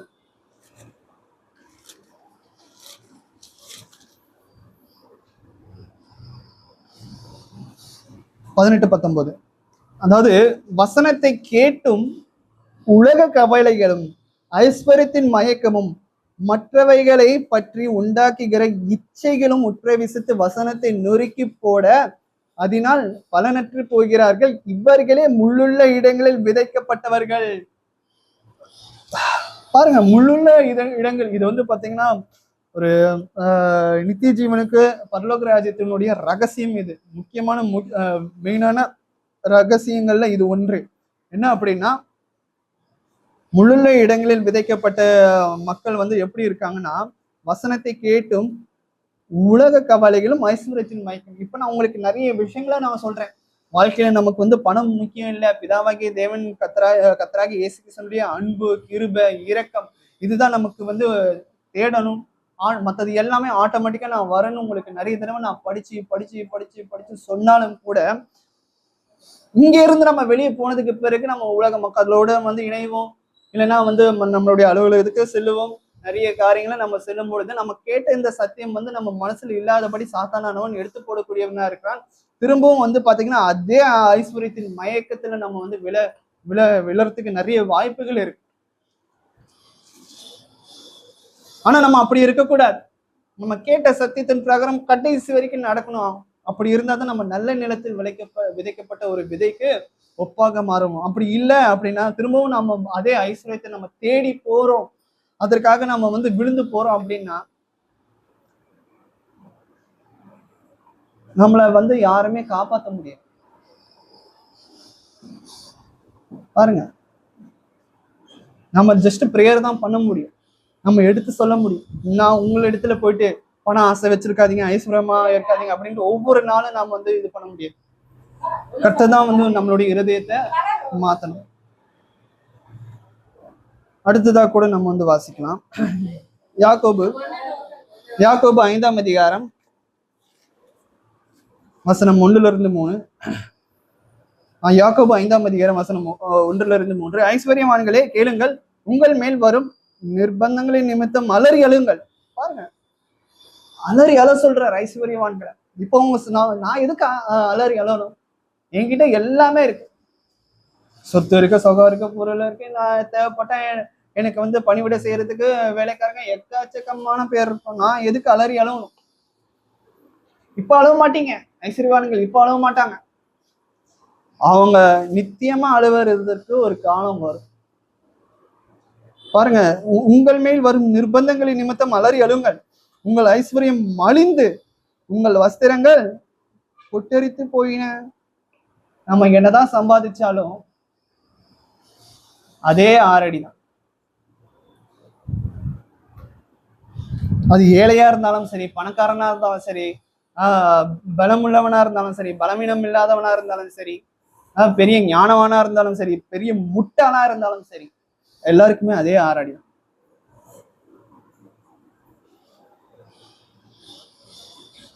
நம்ம சம்பாதிச்ச பணத்தை எல்லாவற்றையும் வேற ஒருத்தவங்க அனுபவிப்பாங்க. அவன் அதை எடுத்துட்டு போக முடியுமா? முடியாது. அதான் இங்க சொல்றாரு பாருங்க, உங்கள் ஐஸ்வர்யங்கள் அழிந்து துருப்பிடிச்சிடும். நம்ம சேர்த்து வைக்கிற பணம் எல்லாமே மற்றவங்களுக்கு உதவி செய்யாம நாமளே சேர்த்து வச்சுட்டோம், துரும்பிடிச்சு. உங்கள் வஸ்திரங்கள் பொட்டிருத்தி போயின. உங்கள் பொன்னும் வெள்ளியும் துருப்பிடித்தது. அவைகளுள்ள துரு உங்களுக்கு விரோதமாக சாட்சியா இருந்தது. அக்னியை போல உங்கள் மாம்சத்தை தின்னும். கடைசி நாட்களிலே பொக்கிஷத்தை சேர்த்தீர்களே. பாருங்க, சேர்த்து வைங்க. மற்றவங்களுக்கு கொடுக்காம சேர்த்து வச்சுக்கிட்டே இருக்கும்போது அது நீங்களும் அனுபவிக்க முடியாது, மற்றவங்களும் அனுபவிக்க முடியாத ஒரு காலம் கர்த்தர் கொடுக்கக்கூடியவரார். யார் யாரெல்லாம் தன்னுடைய சொத்தின் மீது, பணத்தின் மீது, சம்பாதிக்கிற பணத்தின் மீது நம்பிக்கை வைக்கிறாங்களோ அந்த நம்பிக்கை அவமாக்கும்படி கர்த்தர் நமக்கு நல்ல ஒரு பாடத்தை புகட்டக்கூடியவரா இருப்பார். தயவு செஞ்சு இனி வரும் காலங்கள்ல நம்ம இப்போ வரைக்குமே நம்ம நிறைய விஷயங்கள் நம்ம பண்ணிட்டு இருக்கோம். ஆனா கர்த்தர் நமக்கு இந்த இந்த இன்னைக்கு நடக்கிற அந்த பிரசங்கத்தின் மூலியமாக நமக்கு நம்மளுடைய புத்தியை வந்து தெரிய பண்ணி இருக்கிறார். நமக்கு எது முக்கியம் அப்படிங்கிறத தெரிய பண்ணிக்கிறார். நிறைய பேர் நான் எனக்கு நல்ல உடல் பலம் இருக்கு, நான் வந்து சம்பாதிச்சு என்ன வேணா பண்ணிப்பேன் அப்படின்னு அந்த சம்பளத்தின் மீது, அந்த நமக்கு இருக்கிற பலத்தின் மீது ரொம்ப நம்பிக்கையா இருப்பாங்க. ஆனா தேவனிடத்துல நம்பிக்கையா இருக்க மாட்டாங்க. நமக்கு எல்லாவற்றையும் ஆசீர்வாதத்தை கொடுக்கக்கூடியவர் அவர் தான் அப்படிங்கிறத நம்ம உணரணும். அவர் நினைச்சா நம்மளை வந்து நிர்மூலமாக்கி இருக்க முடியும். நாம் நிர்மூலமாகாமல் இருப்பது யாருடைய கிருபை? கர்த்தருடைய கிருபை. அவருடைய இரக்கங்களுக்கு முடிவில்லை, காலைதோறும் அவருக்கு புதிதா இருக்கின்றன. அவருடைய இரக்கங்களுக்கு ஒவ்வொரு நாளும் நாம வந்து அவருக்கு விரோதமாக எவ்வளவோ தவறுகள் பண்ணிட்டு இருக்கோம். பொய் பேசிட்டு இருக்கோம், பித்தலாட்டம் பண்ணிட்டு இருக்கோம், அடிதடி, சண்டை, கெட்ட வார்த்தைகள், நிறைய விஷயங்கள் பண்ணிட்டு இருக்கோம். இருந்தாலும் அவர் வந்து அவருடைய இரக்கங்களை முன்னிட்டு நம்மளை மன்னிக்கிறார். அடுத்ததா கூட நம்ம வந்து வாசிக்கலாம். பணத்தை காட்டிலும் எது நமக்கு அதிக தேவையான ஒரு விஷயமா இருக்கு அப்படிங்கிறத நம்ம வந்து வாசிக்கலாம். நீதிமொழிகள் 16:16, 16ஆம் அதிகாரம் வசனம் 16வது வசனம். பொன்னை சம்பாதித்தாலும் ஞானத்தை சம்பாதிப்பது எவ்வளவோ உத்தமம். வெள்ளியை சம்பாதிப்பதிலும் புத்தியை சம்பாதிப்பது எவ்வளவோ மேன்மை. நிறைய விஷயங்கள் இந்த வேதாகமத்துல இருந்து தான் படத்துல சொல்றாங்க. இன்னும் மற்ற மதத்திலையும் வந்து பாத்தீங்கன்னா தேவனுடைய வார்த்தையை வைத்து கொண்டு மற்ற மதமே உருவாயிருக்குன்னா பார்த்துக்கோங்க. இதை வச்சுதான் நிறைய இடத்துல காப்பி அடிச்சுட்டு இருக்காங்க. நிறைய பேர் இதை ஃபர்ஸ்ட் உணராம அதை உணர்ந்துட்டு அவங்களுடைய வேதம் தான் எல்லாமே கரெக்டா அப்படின்னு நினைச்சிட்டு இருக்காங்க. ஆனா மூலதனம் வந்து பாத்தீங்கன்னா நம்மளுடைய வேதாகமம் தான், பரிசுத்த வேதாகமம் தான். பொன்னை சம்பாதிப்பதிலும் ஞானத்தை சம்பாதிப்பது. நிறைய பேர் ஆமா கரெக்ட் தான், நம்ம எவ்வளவுதான் காசு வச்சு இருந்தாலும் ஒரு சில பேர் வந்து அதை ஏமாத்தி பறிக்க கூட வாய்ப்புகள் இருக்கு. அதன் பிறகு வந்து பாத்தீங்கன்னா கொள்ளையடிக்க வாய்ப்பு இருக்கு, திருடன் வந்து கொள்ளையடிக்க வாய்ப்பு இருக்கு. ஆனா நம்ம நல்ல ஒரு ஞானத்தை சம்பாதிச்சிட்டோம் அப்படின்னா அது நம்மள இடத்துல இருந்து எடுக்க வாய்ப்பு இருக்கா? அது ரொம்ப ரொம்ப ரொம்ப கஷ்டமான ஒரு விஷயம். பொன்னை சம்பாதிப்பதிலும் ஞானத்தை சம்பாதிப்பது எவ்வளவு உத்தமம். நீங்க பொண்ணை சம்பாதிக்கும் போது, வெள்ளியை சம்பாதிக்கும் போது அதுல உங்களுக்கு ஒரு திருப்தி இருக்காது. இன்னும் அதிகமா வேணும் வேணும் வேணும் வேணும்னு தான் நம்ம வந்து நினைச்சுக்கிட்டு இருப்போம். இதே நம்ம ஞானத்தை சம்பாதிக்கும் போது நம்ம ஞானம் தான் அதிகமா வேணும் அப்படின்னு நினைச்சுக்கிட்டு இருக்கோம். நான் இன்னும் நிறைய விஷயங்களை லேர்ன் பண்ணணும், கத்துக்கணும். ஒரு காலகட்டத்துல வந்து பாத்தீங்கன்னா பழைய காலத்துலலாம் இதுக்கு முன்னாடிலாம் வந்து வேலை எப்படின்னா ஒரு டிகிரி படிப்பாங்க, அதன் பிறகு வந்து பாத்தீங்கன்னா அவங்க வந்து வேலை செய்வாங்க அப்படிங்கிறத இருக்கும். அவ்வளவுதான், அது வரைக்கும் தான் அவங்க படிப்பாங்க. அதுக்கப்புறம் அவங்க வேலை செய்வாங்க, செஞ்ச வேலையை திரும்ப திரும்ப திரும்ப திரும்ப செஞ்சுக்கிட்டே இருப்பாங்க. ஆனா இந்த காலத்துல அப்படி கிடையாது. எல்லாருமே படிக்க ஆரம்பிச்சிட்டாங்க, போட்டி அதிகமாயிடுச்சு. முன்னாடி எல்லாம் வந்து பாத்தீங்கன்னா படிப்பறிவு இருக்கிறவங்க ரொம்ப கம்மி, அதனால கொஞ்சோண்டு படிச்சுட்டு ரொம்ப நிறைய பெரிய வேலையை செஞ்சுட்டு இருப்பாங்க. ஆனா இந்த காலத்துல வந்து பாத்தீங்கன்னா எல்லாருமே படிக்க ஆரம்பிச்சிட்டாங்க. அப்போ நம்மளுடைய படிப்பு வந்து பாத்தீங்கன்னா வெறும் இந்த காலேஜ் டிகிரி எடுக்கிறோம், டிகிரி படிச்சு முடிக்கிறோம், அது மட்டுமே கிடையவே கிடையாது இந்த காலத்துல. நல்லா யோசிச்சுக்கோங்க. இங்க இருக்கிற பிள்ளைகளுக்கு நான் வந்து சொல்ற ஒரு பெரிய புத்திமதி என்ன அப்படின்னா, நான் வந்து காலேஜ் படிச்சு முடிச்சுட்டேன், என்னுடைய ஞானம் அது வரைக்கும் தான் அப்படிங்கிற மட்டும் நினைச்சிடாதீங்க. இது வந்து பாத்தீங்கன்னா ஒரு போட்டியான உலகம். ஒவ்வொரு நாளும் நம்மளுடைய ஞானத்தை நம்ம பெருக்கி கொண்டே இருக்கணும், படிச்சுக்கிட்டே இருக்கணும் சாகுற வரைக்கும். ஒவ்வொரு நாளும் டெக்னாலஜி வளர்ந்துகிட்டே வருது, புதுசு புதுசா நிறைய விஷயங்களை கண்டுபிடிச்சுக்கிட்டு இருக்காங்க. மக்களை எது நல்லா இருக்கோ அதை பார்த்துட்டு அவங்க வந்து படிச்சுக்கிட்டே இருக்காங்க. நம்ம இந்த உலகத்துல சஸ்டெயின் பண்ணணும் அப்படின்னா நாமளும் நம்மளுடைய ஞானத்தை பெருக்கிக்கணும். சோம்பேறித்தனமா அப்படியே இருந்துட்டோம்னு வச்சுக்கோங்களேன், நாமளும் வந்து பாத்தீங்கன்னா ஒண்ணுமே பண்ண முடியாது. சரி, ஓகே. இது வந்து பூமிக்குரிய ரீதியில நான் உங்களுக்கு உங்களுக்கு கொடுக்குற ஒரு புத்திமதி. ஆவிக்குரிய ரீதியில வெறும் பூமியில இருக்கிற ஞானத்தை மாத்திரம் தான் நம்ம பெற்றுக்கொள்ளணுமா? கண்டிப்பா கிடையவே கிடையாது. அந்த பூமிக்குரிய ஞானம் வந்து பாத்தீங்கன்னா கொஞ்சம் தற்சமயத்துக்கு தான் வந்து உதவும். இந்த பூமியில இருக்கிற வரைக்கும் தான் நமக்கு உதவும். ஆவிக்குரிய ஞானம் வேணும் அப்படின்னா நம்ம கண்டிப்பா வேதாகமத்தை ஆராய்ஞ்சு பார்க்கணும். வேதாகமம் என்ன சொல்லுதோ, இங்க இருக்கிறவங்க எல்லாரும், எல்லா பிள்ளைகளுக்கும் நான் சொல்றேன், பெரியவங்களுக்கும் நான் சொல்றேன், நீங்க பூமிக்குரிய விஷயங்களை நீங்க படிங்க, உங்களுடைய பிள்ளைகளுக்கும் கற்றுக் கொடுங்க. அதுல தப்பு இல்லை. நான் வந்து நல்ல விஷயங்களை நீங்க படிக்கணும், உங்களுடைய வாழ்க்கையில மேம்படுத்துறதுக்கு தான் நீங்க படிக்கிறீங்க, ஓகே. ஆனா அதே சமயத்துல ஒவ்வொரு கிறிஸ்தவ குடும்பத்திலும் வந்து பாத்தீங்கன்னா வேதாகமம் கண்டிப்பா இருக்கணும். கண்டிப்பா ஒவ்வொரு நாளும் தங்களுடைய பிள்ளைகளை வேதாகமத்தை வாசிக்க வைங்க. ஆவிக்குறி, அதாவது சரீர முயற்சி அற்ப பிரயோஜனம் உள்ளது. தேவ பக்தி தான் வந்து பாத்தீங்கன்னா இந்த பூமியிலும் இப்போ நம்ம இருக்கிற அந்த நிலையில்லாத ஒரு விஷயத்திலும் சரி, இதற்கு பின்வருகிற நித்தியமான ஒரு பரலோக ராஜ்யத்திலும் சரி, அது வந்து ஒரு பலனளிக்கக்கூடிய ஒரு விஷயமா இருக்கும் தேவ பக்தியானது. அடுத்ததாக கூட நம்ம வந்து வாசிக்கலாம். நீதிமொழிகள் 11ஆம் அதிகாரம் வசனம் 4. நீதிமொழிகள் 11ஆம் அதிகாரம் வசனம் 4. கோபாக்கினை நாளில் ஐஸ்வர்யம் உதவாது, நீதியோ மரணத்துக்கு தப்புவிக்கும். பாருங்க, கர்த்தர் நமக்கு நல்ல ஐஸ்வர்யத்தை கொடுக்கிறார். நம்மளை சுத்தி இருக்கவங்களுக்கு ஐஸ்வர்யத்தை கொடுக்கிறார். அந்த ஐஸ்வர்யத்தை வச்சு கர்த்தரை வந்து லஞ்சம் வாங்கி, பிதாவே நான் உங்களுக்கு வந்து பாத்தீங்கன்னா லஞ்சம் கொடுக்குறேன், என்னை வந்து பரலோக ராஜ்யத்துல தள்ளி விட்டுருங்க. இந்த உலகத்துல இருக்கிற நிறைய பேர் லஞ்சம் வாங்குறாங்கல்ல, நிறைய, அதாவது அவங்களுடைய கடமையை செய்யறதுக்கே வந்து பாத்தீங்கன்னா நிறைய பேர் லஞ்சம் வாங்கிட்டு இருக்காங்க. நாமும் அதுக்கேற்ற மாதிரி லஞ்சம் கொடுத்துக்கிட்டு இருக்கோம்.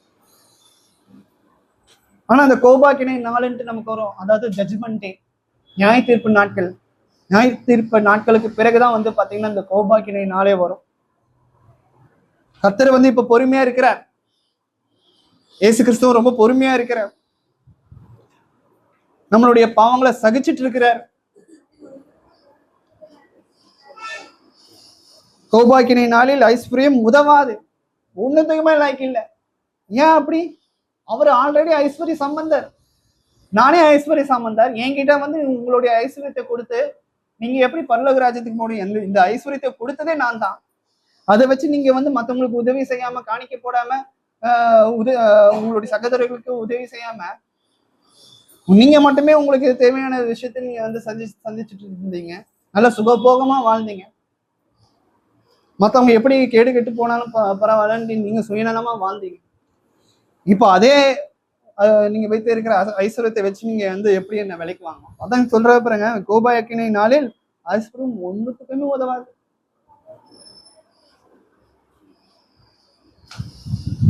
அடுத்ததாக கூட நம்ம வந்து வாசிக்கலாம். மத்தேயு 16ஆம் அதிகாரம் வசனம் 26.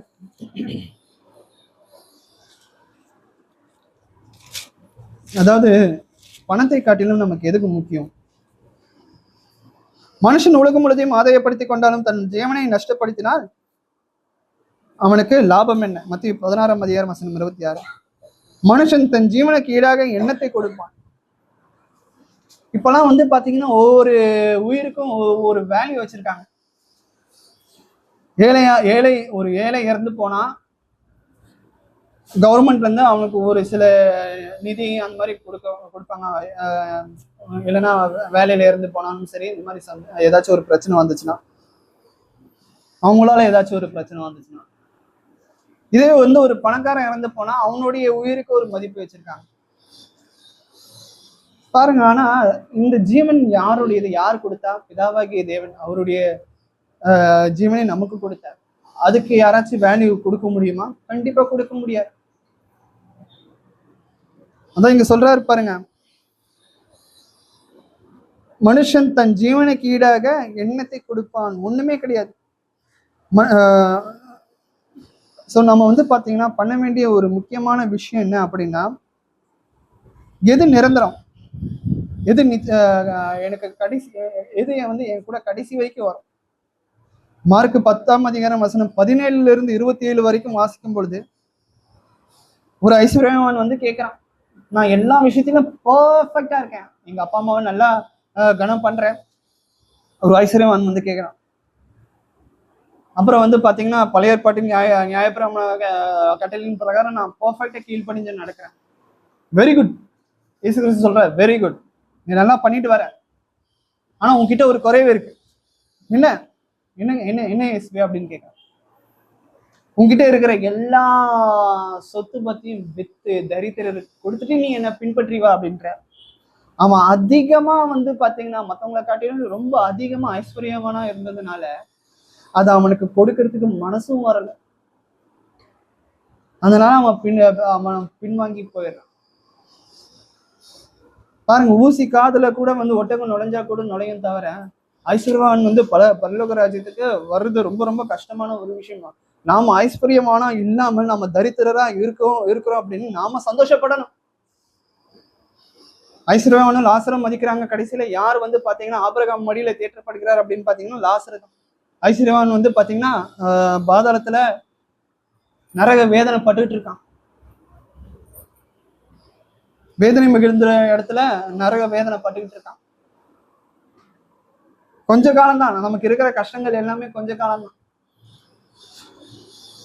நாமளும் நம்ம கிறிஸ்துக்குள்ள இருக்கிறோம். எப்பவுமே நாம வந்து பாத்தீங்கன்னா ரொம்ப தேவனுக்கு பிரியம் உள்ளவர்களா நம்ம வந்து நடக்கிறது ரொம்ப ரொம்ப கஷ்டம்தான். சாத்தான் விட மாட்டான். நான் முயற்சி பண்றேங்க பிரதர். நான் வந்து பாத்தீங்கன்னா இந்த பண ஆசை இல்லாம கர்த்தருக்கு பிரியமா நான் வந்து நடக்கணும் எவ்வளவோ முயற்சி பண்றேங்க பிரதர். நான் முயற்சி பண்ற நேரம் எல்லாமே சாத்தான் வந்து என்ன சோதிச்சிடுறான். நான் தேவனை விட்டு பின்வாங்கி போயிடுறேன், நான் பாவம் பண்ணிடுறேன். நான் என்னங்க பிரதர் பண்றது? அப்பவும் வந்து பாத்தீங்கன்னா நம்ம தேற்றிருக்கிறது யார் அப்படின்னு பாத்தீங்கன்னா கர்த்தராகிய இயேசு கிறிஸ்து என்ன சொல்றாரு அப்படின்னு பார்க்கும்பொழுது, வருத்தப்பட்டு பாரம் சுமக்க இருக்கிறவர்களே நீங்கள் எல்லாரும் என்னிடத்தில் வாருங்கள். நீங்க ஏன் மத்தவங்க இடத்துல போறீங்க? நீங்கள் என்னிடத்தில் வாருங்கள், நான் உங்களுக்கு இளைப்பாறுதல் தருவேன். மனுஷன் கொடுக்கிற இளைப்பாறுதல் வந்து பாத்தீங்கன்னா கொஞ்ச காலம் தான். அவனுக்கு நீங்க ஃபேவரா நடக்கும், அவனுக்கு பிரியமா நீங்க நடக்கிற வரைக்கும் தான் உங்களுக்கு வந்து அவன் வந்து இளைப்பாறுதல் கொடுப்பான். இல்லைன்னா அவனுக்கு விரோதமாக நீங்க பேசும்போது இது பண்ணும்போது கடைசி வரைக்கும் உங்களுக்கு வந்து பாத்தீங்கன்னா அப்படிப்பட்ட இளைப்பாறுதல் மனிதர்கள்கிட்ட இருந்து வராது, கிடைக்காது உண்மையான இளைப்பாறுதல். ஆனா இயேசு கிறிஸ்து கொடுக்கிற இளைப்பாறுதல் நித்தியமான ஒரு இளைப்பாறுதலா இருக்கு. அவர் என்னை புல்லுள்ள இடங்களில் வைத்து அமர்ந்த தண்ணீர்கள் என்னை கொண்டு போய் விடுகிறார். அவர் என் ஆத்மாவை தேற்றி தம்முடைய நாமத்தின் நிமித்தம் என்னை நீதியின் பாதைகளில் நடத்துகிறார். நான் மரண இருளில் பள்ளத்தாக்கிலே நடந்தாலும் பொல்லாப்புக்கு பயப்படேன், தேவரீர் என்னோடு கூட இருக்கிறேன். உமது கோலும் உமது தடியும் என்னை தேற்றும். என் சத்துருக்களுக்கு முன்பாக நீர் எனக்கு ஒரு பந்தியை ஆயத்தப்படுத்தி என் தலையை எண்ணெயால் அபிஷேகம் பண்ணுகிறேன். பாருங்க, இதெல்லாம் வந்து பாத்தீங்கன்னா ஒரு தீர்க்க தரிசனமான ஒரு வசனம். பரலோகராஜ் அதாவது நியாய தீர்ப்பு நாட்களுக்கு பிறகு கர்த்தராகிய இயேசு கிறிஸ்துவின் இடத்துல நம்ம சேர்க்கப்பட்ட பிறகு அவர் எப்படியெல்லாம் நம்மளை வழி நடத்த போகிறார், அந்த ராஜ்யத்தையும் சரி நம்மளையும் சரி கர்த்தராகிய இயேசு கிறிஸ்து தேவனிடத்துல ஒப்பு கொடுப்பார். அதன் பிறகு என்ன நடக்குங்கிறது பிதாவாகிய தேவனுக்கு தான் தெரியும். ஆமா, சதா காலங்களும் வந்து பாத்தீங்கன்னா அரசாலும்.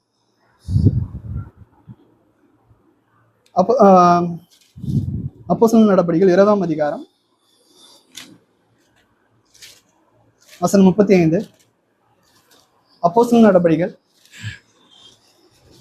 20ஆம் அதிகாரம் வசனம் 35. இப்படி பிரயாசப்பட்டு வரவினரை தாங்கவும் வாங்குகிறதை பார்க்கிலும் கொடுக்கிறதை பாக்கியம் என்று கர்த்தராகிய இயேசு சொன்ன வார்த்தைகளை நினைக்கவும் வேண்டும் என்று எல்லா விதத்திலேயும் உங்களுக்கு காண்பித்தேன் என்றார். பாருங்க, வாங்குகிறதை பார்க்கிறோம் கொடுக்கிறதை பாக்கியம் என்று கர்த்தராகிய இயேசு சொன்ன வார்த்தைகளை நினைக்கும் வேண்டும் என்று. இங்க பாருங்க, இயேசு கிறிஸ்து வந்து தன்னுடைய சீஷர்களுக்கு ஒரு சில ஆசீர்வாதத்தை கொடுக்கிறார். நீங்க போயிட்டு உலக அந்த மக்கள் இடத்துல போயிட்டு யாராச்சும் நோய்வாய்ப்பட்டிருந்தா அவங்க தலைமையில கை வச்சு ஜெபிங்க, உங்களுக்கு வந்து எல்லா சுகத்தையும் வந்து கிடைக்கும். பிசாசு பிடிச்சிருந்ததுன்னா அவர்கள் இடத்துலயும் போய் ஜெபிங்க, பிசாசு அவனை விட்டு போவோம். இதெல்லாம் இந்த மாதிரியான அதிசயத்தை அப்படிப்பட்ட வரங்களே வந்து கொடுக்கிறார். காசுக்காக கொடுக்கிறாரா? இங்கெல்லாம் வந்து பாத்தீங்கன்னா ப்ரேயர் பண்றதுக்கு காசு வாங்குறாங்க, நிறைய விஷயங்களை பண்றதுக்கு ஏமாத்தி மக்கள் இடத்துல காசு வாங்குறாங்க. அதுவும் பெண்கள் வந்து ஈஸியா ஏமாந்து போறவங்களா இருக்காங்க. அதனாலதான் வந்து பாத்தீங்கன்னா பெண்கள் வந்து ரொம்ப பலவீனமான ஒரு பாண்டம் அப்படின்றாங்க. அவங்களுடைய பலத்தினால இல்லை, எல்லா விஷயத்தையும் ஈஸியா நம்பிடுறாங்க, ஏமாந்து போயிடுறாங்க. நிறைய போதகர்கள், நிறைய பாஸ்டர்கள்லாம் வந்து பாத்தீங்கன்னா அப்படிப்பட்ட ஒரு பெண்களை தேடி கொண்டு போய் ஏமாத்தி வலையில விழ வச்சிடுறாங்க. அப்படிப்பட்டவர்கள் இடத்துல நம்ம ரொம்ப இங்க பெண்கள் வந்து ரொம்ப ரொம்ப ஜாக்கிரதையா இருக்கும். ஏமாந்து போயிடக்கூடாது. கர்த்தர் நமக்கு நல்ல ஒரு ஞானத்தை, அறிவையும் புத்தியை கொடுத்திருக்கிறார். வாங்குகிறதை பார்க்கிலும் கொடுக்கிறதே பாக்கியம் என்று கர்த்தராகிய இயேசு சொன்ன வார்த்தைகளை நினைக்கவும் வேண்டும் என்று எல்லா விதத்திலையும் உங்களுக்கு காண்பித்தேன் என்றார். அப்போஸ்தலனாகிய பவுல் வந்து பாத்தீங்கன்னா சபையார் மீது பாரத்தை போட மாட்டார். நிறைய பேர் வந்து பாத்தீங்கன்னா பாஸ்டரும் சரி, போதகர்களும் சரி, சபையார் மீது பாரத்தை போடுவாங்க. நான் வந்து உங்களுக்கு வந்து தேவனுடைய வார்த்தையை போதிக்கிறேன், நீங்க பண்ண வேண்டியது என்னன்னா, நீங்க என்னையும் பார்த்துக்கணும், என்னுடைய குடும்பத்தாரையும் பார்த்துக்கணும். அதுதான் வந்து பாத்தீங்கன்னா ஆத்துமாக்களுக்கு இருக்கிற ஒரு மிகப்பெரிய கடமைன்னு சொல்லிட்டு பாரத்தை யார் மேல போட்டுருவாங்க அப்படின்னு பாத்தீங்கன்னா, இந்த பாஸ்டரும் சரி, இந்த போதகர்களும் சரி, சபையார் மீது போட்டுருவாங்க. நான் உங்களுக்கு தேவையான எல்லா விஷயத்தையும் பிரேயரா இருந்தாலும் சரி, மற்ற எல்லா காரியமா இருந்தாலும் சரி நான் கொடுத்துறேன். ஆனா எனக்கு தேவையானது நீங்க பண்ணிடுங்க. ஆனா அப்போஸ்தலனாகிய பவுல் வந்து அதுல ரொம்ப ரொம்ப ரொம்ப ரொம்ப கவனமா இருந்தார். நான் வந்து எந்த ஒரு சூழ்நிலையிலையும் நான் வந்து சபையார் மீது, எந்த ஒரு ஆத்மாக்கள் மீது நான் வந்து பாத்தீங்கன்னா இப்படிப்பட்ட ஒரு பாரத்தை நம்ம போடவே கூடாது. நானும் சரி, என் கூட இருக்கிறவங்களும் சரி, சேர்ந்து சம்பாதிக்கணும், வேலை செஞ்சு அதன் மூலியமா வர சம்பளத்தை வச்சு நாங்க வந்து எங்களுடைய வயிற்றை நிரப்பணும்னு சொல்லிட்டு அப்போஸ்தலனாகிய பவுல் வந்து ரொம்ப ஷார்ப்பா உன்னிப்பா இருந்தார். அவருக்கு வந்து பணமும் கிடைக்கும். அவர் செய்து வருகிற ஊழியத்திற்கு பணமும் கிடைக்கும். இருந்தாலும் அந்த பணத்தை வச்சு அவர் என்ன பண்ணுவாரு தெரியுமா? எருசலேம்ல ரொம்ப நிறைய தரித்திரர்கள், கிறிஸ்துவுக்குள்ள இருக்கிற நிறைய தரித்திரர்கள் இருப்பாங்க. அவர்கள் இடத்துல கலெக்ட் பண்ண எல்லா காணியும் கொண்டு போய் சேர்க்கணும்ட்டு ஒரு எண்ணத்தோட இருப்பார். அவருக்காக எதுவும் பெருசா வச்சுக்க மாட்டார். அதே வந்து சபையார் மீது அவர் வந்து பாத்தீங்கன்னா டிபெண்ட் ஆகி இருக்க மாட்டார். நீங்க தான் என்ன பாத்துக்கணும், என் குடும்பத்தார பாத்துக்கணும், நான் உங்களுக்கு வந்து பாத்தீங்கன்னா பிரசங்கிப்பேன் அப்படிங்கிற மாதிரி இருக்காரு. எல்லாம் வேலை செஞ்சு சம்பாதிக்கிறாங்க. இயேசு கிறிஸ்து கூட சொல்றாரு, இலவசமாய் பெற்றீர்கள், இலவசமாய் கொடுங்கள் அப்படின்னு. நிறைய பேர் இதையே காசு வாங்கிட்டு பண்ணக்கூடியவங்களா இருக்கிறாங்க. நம்ம அப்படி இருக்கக்கூடாது. ஊழியத்திலையும் கூட நம்ம வந்து பாத்தீங்கன்னா பண ஆசையா இருக்க கூடாது. நீதிமொழிகள் 19ஆம் அதிகாரம் வசனம் 17. ஏழைக்கு இறங்குகிறவன் கர்த்தருக்கு கடன் கொடுக்கிறான், அவன் கொடுத்ததை அவர் திரும்ப கொடுப்பார். மனுஷங்களுக்கு நம்ம கடன் கொடுக்குறோம், அவன் கொடுக்குறான்னு தான் சொல்லுவான். ஆனா கடைசி வரைக்கும் நாம தான் அவங்க பின்னாடி போயிட்டு எப்ப தருவா அப்படின்ட்டு நம்ம கேட்டுக்கிட்டு இருக்கணும். ஏதோ நாம தான் அவன் கிட்ட கடன் வாங்கின மாதிரி நம்ம வந்து திரும்ப முறைப்பான். என்ன எப்ப பார்த்தாலும் பணம் பணம் பணம்ட்டு அலைஞ்சுக்கிட்டு இருக்க? உன் பணம் எங்க இருக்கு? என்கிட்ட தானே இருக்கு, பொறுமையா தரேன், வெயிட் பண்ணு அப்படின்னு. அது நமக்கு வந்து பாத்தீங்கன்னா நமக்கே வந்து அது செருப்பால் அடிச்ச மாதிரி இருக்கும். இவனுக்கு போயிட்டு நான் பணத்தை கொடுத்துட்டேனே அப்படின்னு திரும்பவும் வந்து நிற்பான். திரும்பவும் நம்ம வந்து கொடுத்துட்டு ஏமாந்துட்டு இருக்கோம்.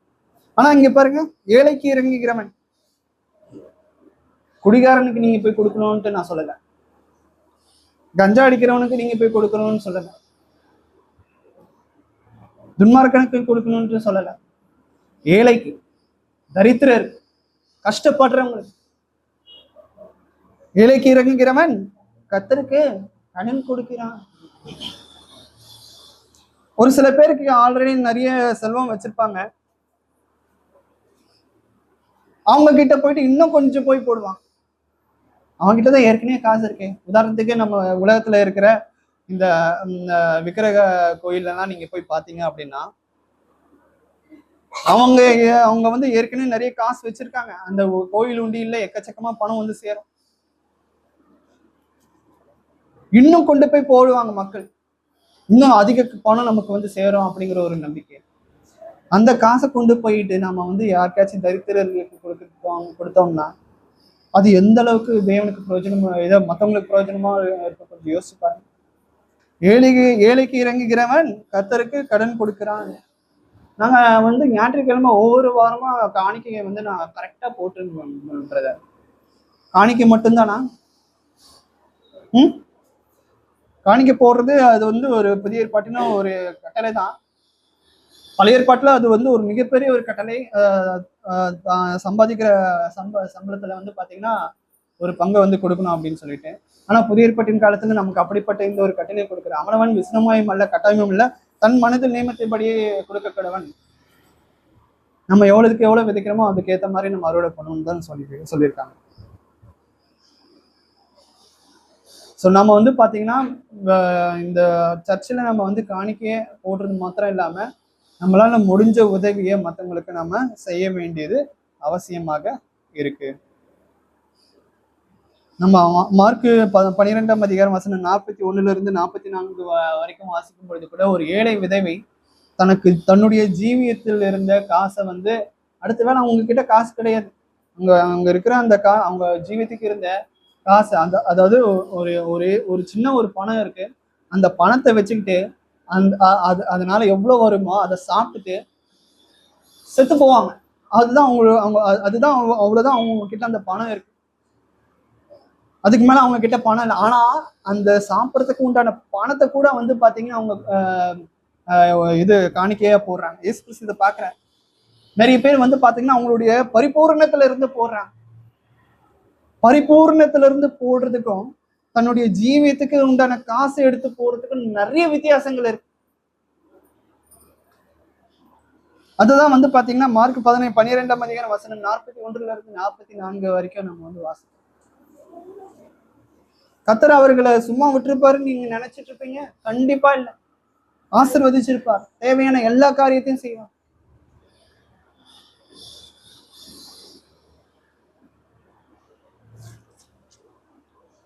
உபாகமம் 8ஆம் அதிகாரம் வசனம் 18. உன் தேவனாகிய கர்த்தரை நினைப்பையாக, அவரே உன் பிதாக்களுக்கு ஆணையிட்டு கொடுத்த தம்முடைய உடன்படிக்கையை உறுதிப்படுத்தும்படி இந்நாளில் உனக்கு உண்டாயிருக்கிறது போல ஐஸ்வர்யத்தை சம்பாதிக்கிறதற்கான பலனை உனக்கு கொடுக்கிறவர்.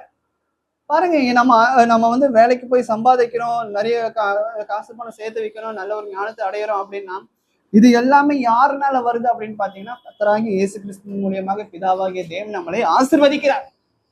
ஏதோ நான் படிக்கிறேன், எனக்கு ஞானம் இருக்கு, நான் சம்பாதிக்கிறேன் அப்படிங்கிறது தயவு செஞ்சு நம்ம வந்து யோசிக்க தேவையில்லை. கர்த்தர் நமக்கு கொடுக்கிற பலன் அதான் இங்க சொல்றாரு பாருங்க, இந்நாளில் உனக்கு உண்டாயிருக்கிறது போல ஐஸ்வர்யத்தை சம்பாதிக்கிறதற்கான பலனை உனக்கு கொடுக்கிறவர். நமக்குள்ள இந்த பலன், கர்த்தர் நமக்கு கொடுக்கிற பலன் இருக்கிற வரைக்கும் தான் நம்ம ஓடி ஓடி சம்பாதிக்க முடியும். நாம எப்போ கர்த்தரை விட்டு பின்வாங்கி போகிறோமோ அவருடைய பலன், அவர் நமக்கு கொடுக்கிற பலனும் வந்து பாத்தீங்கன்னா நம்மளை விட்டு பின்வாங்கி போகிறதுக்கு நிறைய வாய்ப்புகள் இருக்கு. ஏதோ நான் சம்பாதிக்கிறேன், என்னாலதான் இந்த குடும்பம் வந்து நிலைச்சிருக்கு அப்படிங்கிற மட்டும் நீங்க வந்து ஒரு மேன்மையா நினைக்காதீங்க. கணவன் மனைவி இல்லாம கணவன் எப்ப இருக்கிறது ரொம்ப கஷ்டம். கணவன் இல்லாம அதே சமயத்துல மனைவியும் குழந்தைங்களை தனியா மெயின்டைன் பண்றது கஷ்டம். அது குறிச்சு நீங்க வந்து மேன்மை பாராட்டிடாங்க. என்னாலதான் இந்த குடும்பம் நடக்குது, என்னாலதான் இந்த குடும்பம் நடக்குது, தயவு செஞ்சு அப்படி மட்டும் சொல்ல. கர்த்தருடைய கிருபையினால ஒரு குடும்பம் வந்து எப்பவுமே நிலைச்சு இருக்கும்.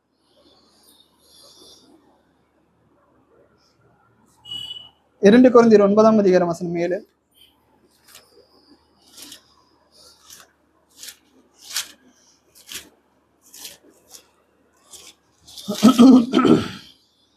அவனவன் விசனமாயும் அல்ல கட்டாயமும் அல்ல தன் மனதில் நியமத்தின்படியே கொடுக்க கிடவன், உற்சாகமாக கொடுக்கிறவனிடத்தில் தேவன் பிரியமா இருக்கிறார்.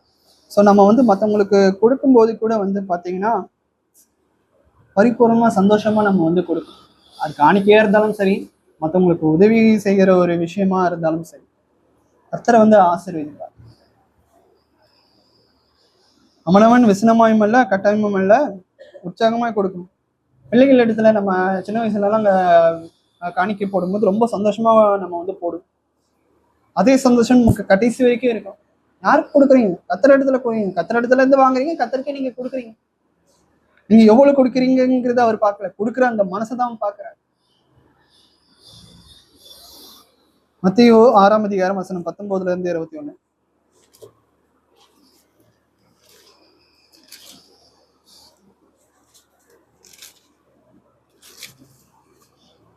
பூமியிலேயே உங்களுக்கு வைக்கிறதாம் இங்கே பூக்கியும் திரும்பும் அவைகளை பெற்றோர் இங்கே திருடரும் கணமிட்டு தருவார்கள். பல்லவத்திலே உள்ள பூக்களை செல்வீர்கள், அங்கே பூச்சியாவது பூவாவது கிடைக்கிறதில்லை, அங்கே திருடர் கணமிட்டு திருடுவதில்லை. உங்கள் பூக்கிதல் எங்கே அங்கே உங்களுடைய இருக்கும். ஸோ நம்மளுடைய வாழ்க்கையில நம்ம வந்து எப்பவுமே வந்து பார்த்தீங்கன்னா பணத்துக்கு பின்னாடி இந்த உலகத்தார் தான் வந்து பார்த்தீங்கன்னா பணத்துக்கு பின்னாடி போயிட்டு இருக்காங்க. கொலோசியர் 3:2 நம்ம வந்து வாசிக்கும் பொழுது கீழானவைகளே இல்லை மேலானவைகளே நாடுங்கள் அப்படின்ட்டு நம்ம வந்து வாசிக்கிறோம். பூமியில் உள்ளவைகள் இல்லை மேலானவைகளே நம்ம வந்து எப்பவுமே நாட வேண்டியது அவசியமாக இருக்கு. ஸோ நம்மளுடைய பொக்கிஷத்தையும் கூட நம்ம வந்து பார்த்தீங்கன்னா பூமியில நம்ம வந்து சேர்த்து வைக்க வேண்டாம். நான் என் பிள்ளைகளுக்காக சேர்த்து வைக்கிறேங்கிறது அது வேற. நம்மளுடைய பிள்ளைகளும் வந்து பாத்தீங்கன்னா அந்த பொக்கிஷத்துல அவங்களுடைய நம்பிக்கையை வைக்காம தேவனிடத்துல அவர்களுடைய நம்பிக்கையை நம்ம வந்து வைக்க பழக்கணும். நீ எப்பவுமே என்னைய நம்பி இருந்துடாதப்பா, இந்த உலகத்துல இருக்கிற எந்த ஒரு மக்களையும் நீ நம்பிடாத, பிதாவாகிய தேவனை மட்டும் நம்பு. மற்றவங்க எல்லாம் வந்து நம்மளுடைய பணத்துக்காக வருவாங்க, நம்ம கிட்ட இருக்கிற விஷயத்திற்காக வருவாங்க. ஆனா பிதாவாகிய தேவன் நம்மளுடைய உள்ளத்தை மட்டும்தான் அவர் பார்ப்பார். இருதயத்தை மாத்திரம்தான் அவர் வந்து பார்க்கக்கூடியவராக இருக்கிறார். கடைசியா ஒரே ஒரு வசனம் வாசி முடிச்சிடறேன். சங்கீதம் 62:10. கொடுமையை நம்பாதிருங்கள், கொலையினாலே பெருமை பாராட்டுதிருங்கள், ஐஸ்வர்யம் விருத்தியினால் இருதயத்தை அதன் மேல் வைக்காதீங்கள். அவ்வளவுதான். ஐஸ்வர்யம் விருத்தியினால் இருதயத்தை அதன் மேல் வைக்காதீங்கள். நம்ம யோசிக்கலாம், என்கிட்ட எங்க பிரதர் ஐஸ்வர்யம் இருக்கு, நானே ஒரு ஓட்டாண்டியா இருக்கேன், நானே 5க்கும் 10க்கும் பிச்சை எடுத்துக்கிட்டு இருக்கேன், பிரச்சனை இல்லை, ரொம்ப சந்தோஷம். காசு இல்லைன்னா நம்ம கிட்ட ரொம்ப சந்தோஷம்தான். ஆனால் காசு எப்போ நம்ம கிட்ட வர ஆரம்பிக்குதோ நம்மளை வந்து நம்ம கூட இருக்கிறவங்கள நம்ம மதிக்க மாட்டோம், தேவனை வந்து விட்டு பின்வாங்கி போடுவோம். என்கிட்ட தான் எல்லாம் இருக்கேன், அதுக்கப்புறம் எதுக்கு நான் தேவனை தேடிக்கிட்டேன் நிறைய. அப்படி தயவு செஞ்சு நினைக்காதீங்க. நம்ம எப்போனாலும் கர்த்தர் வந்து நம்மளை வந்து விலை பண்ணுவார். நம்ம கிட்ட காசு சேர்ந்துச்சுன்னா தான் நம்ம வந்து பயப்படணும். ஐயோ காசு சேருதே, ஒருவேளை நான் இதை நம்மளை விட்டு போயிடுச்சுன்னா நம்ம என்ன பண்ணுவோம், எது பண்ணுவோம். இல்லாதவன், காசு இல்லாதவன் அதை பத்தி கவலையே பட மாட்டான். அவனுக்கு என்ன இருக்கோ அதை வச்சுட்டு ஜாலியாக என்ஜாய் பண்ணிட்டு இருப்பான். காசு வச்சிருக்கவங்க தான், ஐயோ என் காசு என்ன ஆகுமோ, நான் வந்து பீரோவை பூட்டாம வெளியே வந்திருக்கேனே, திருட இந்த டைம்ல வந்து போயிட்டு ஏதாச்சும் இது பண்ணிடுவானே அப்படின்னு. நம்மளுடைய இருதயம் எங்க இருக்கோ, நம்மளுடைய பொக்கிஷம் எங்க இருக்கோ அங்கதான் நம்மளுடைய இருதயம் இருக்கும். நம்மளுடைய பொக்கிஷம் பரலோகத்துல இருந்ததுன்னா நம்மளுடைய இருதயமோ அங்கேயேதான் இருக்கும். இது வந்து நான் இன்னைக்கு நடத்தின இந்த விஷயங்கள் வந்து பாத்தீங்கன்னா ஏதோ சும்மா சாதாரணமா நீங்க வந்து நம்ம வந்து எடுத்துக்கொள்ளாமல் இதை நீங்க உணர்ந்து ஃபாலோ பண்ணீங்க அப்படின்னா ஒரு பெரிய அதிசயத்தை, அற்புதத்தை உங்களுடைய வாழ்க்கையில நம்ம வந்து கண்டிப்பா பார்க்க முடியும். உங்களுடைய வாழ்க்கையில நீங்களே வந்து பார்த்தீங்க, நான் இவ்வளவு நாள் பணத்துக்கு பின்னாடி போயிட்டு இருந்தேன், பணம் என்னை தேடி வரல. நான் எப்போ தேவனை ஆராதிக்க ஆரம்பிச்சேனோ, உண்மையா முழு மனதோடும் முழு ஆத்மாவோடும் நான் வந்து தேவனை ஆராதிக்க ஆரம்பிச்சேனோ, நான் கேட்டுக்கொண்ட எல்லா விஷயங்களும் எனக்கு ஆட்டோமேட்டிக்கா நடந்துகிட்டு வருது அப்படிங்கிறத உணர்வோம். நாம பொறுமையா கேட்ட உங்கள் அனைவருக்கும் நன்றி. கர்த்தர் தாமே உங்களை ஆசீர்வதிப்பாராக.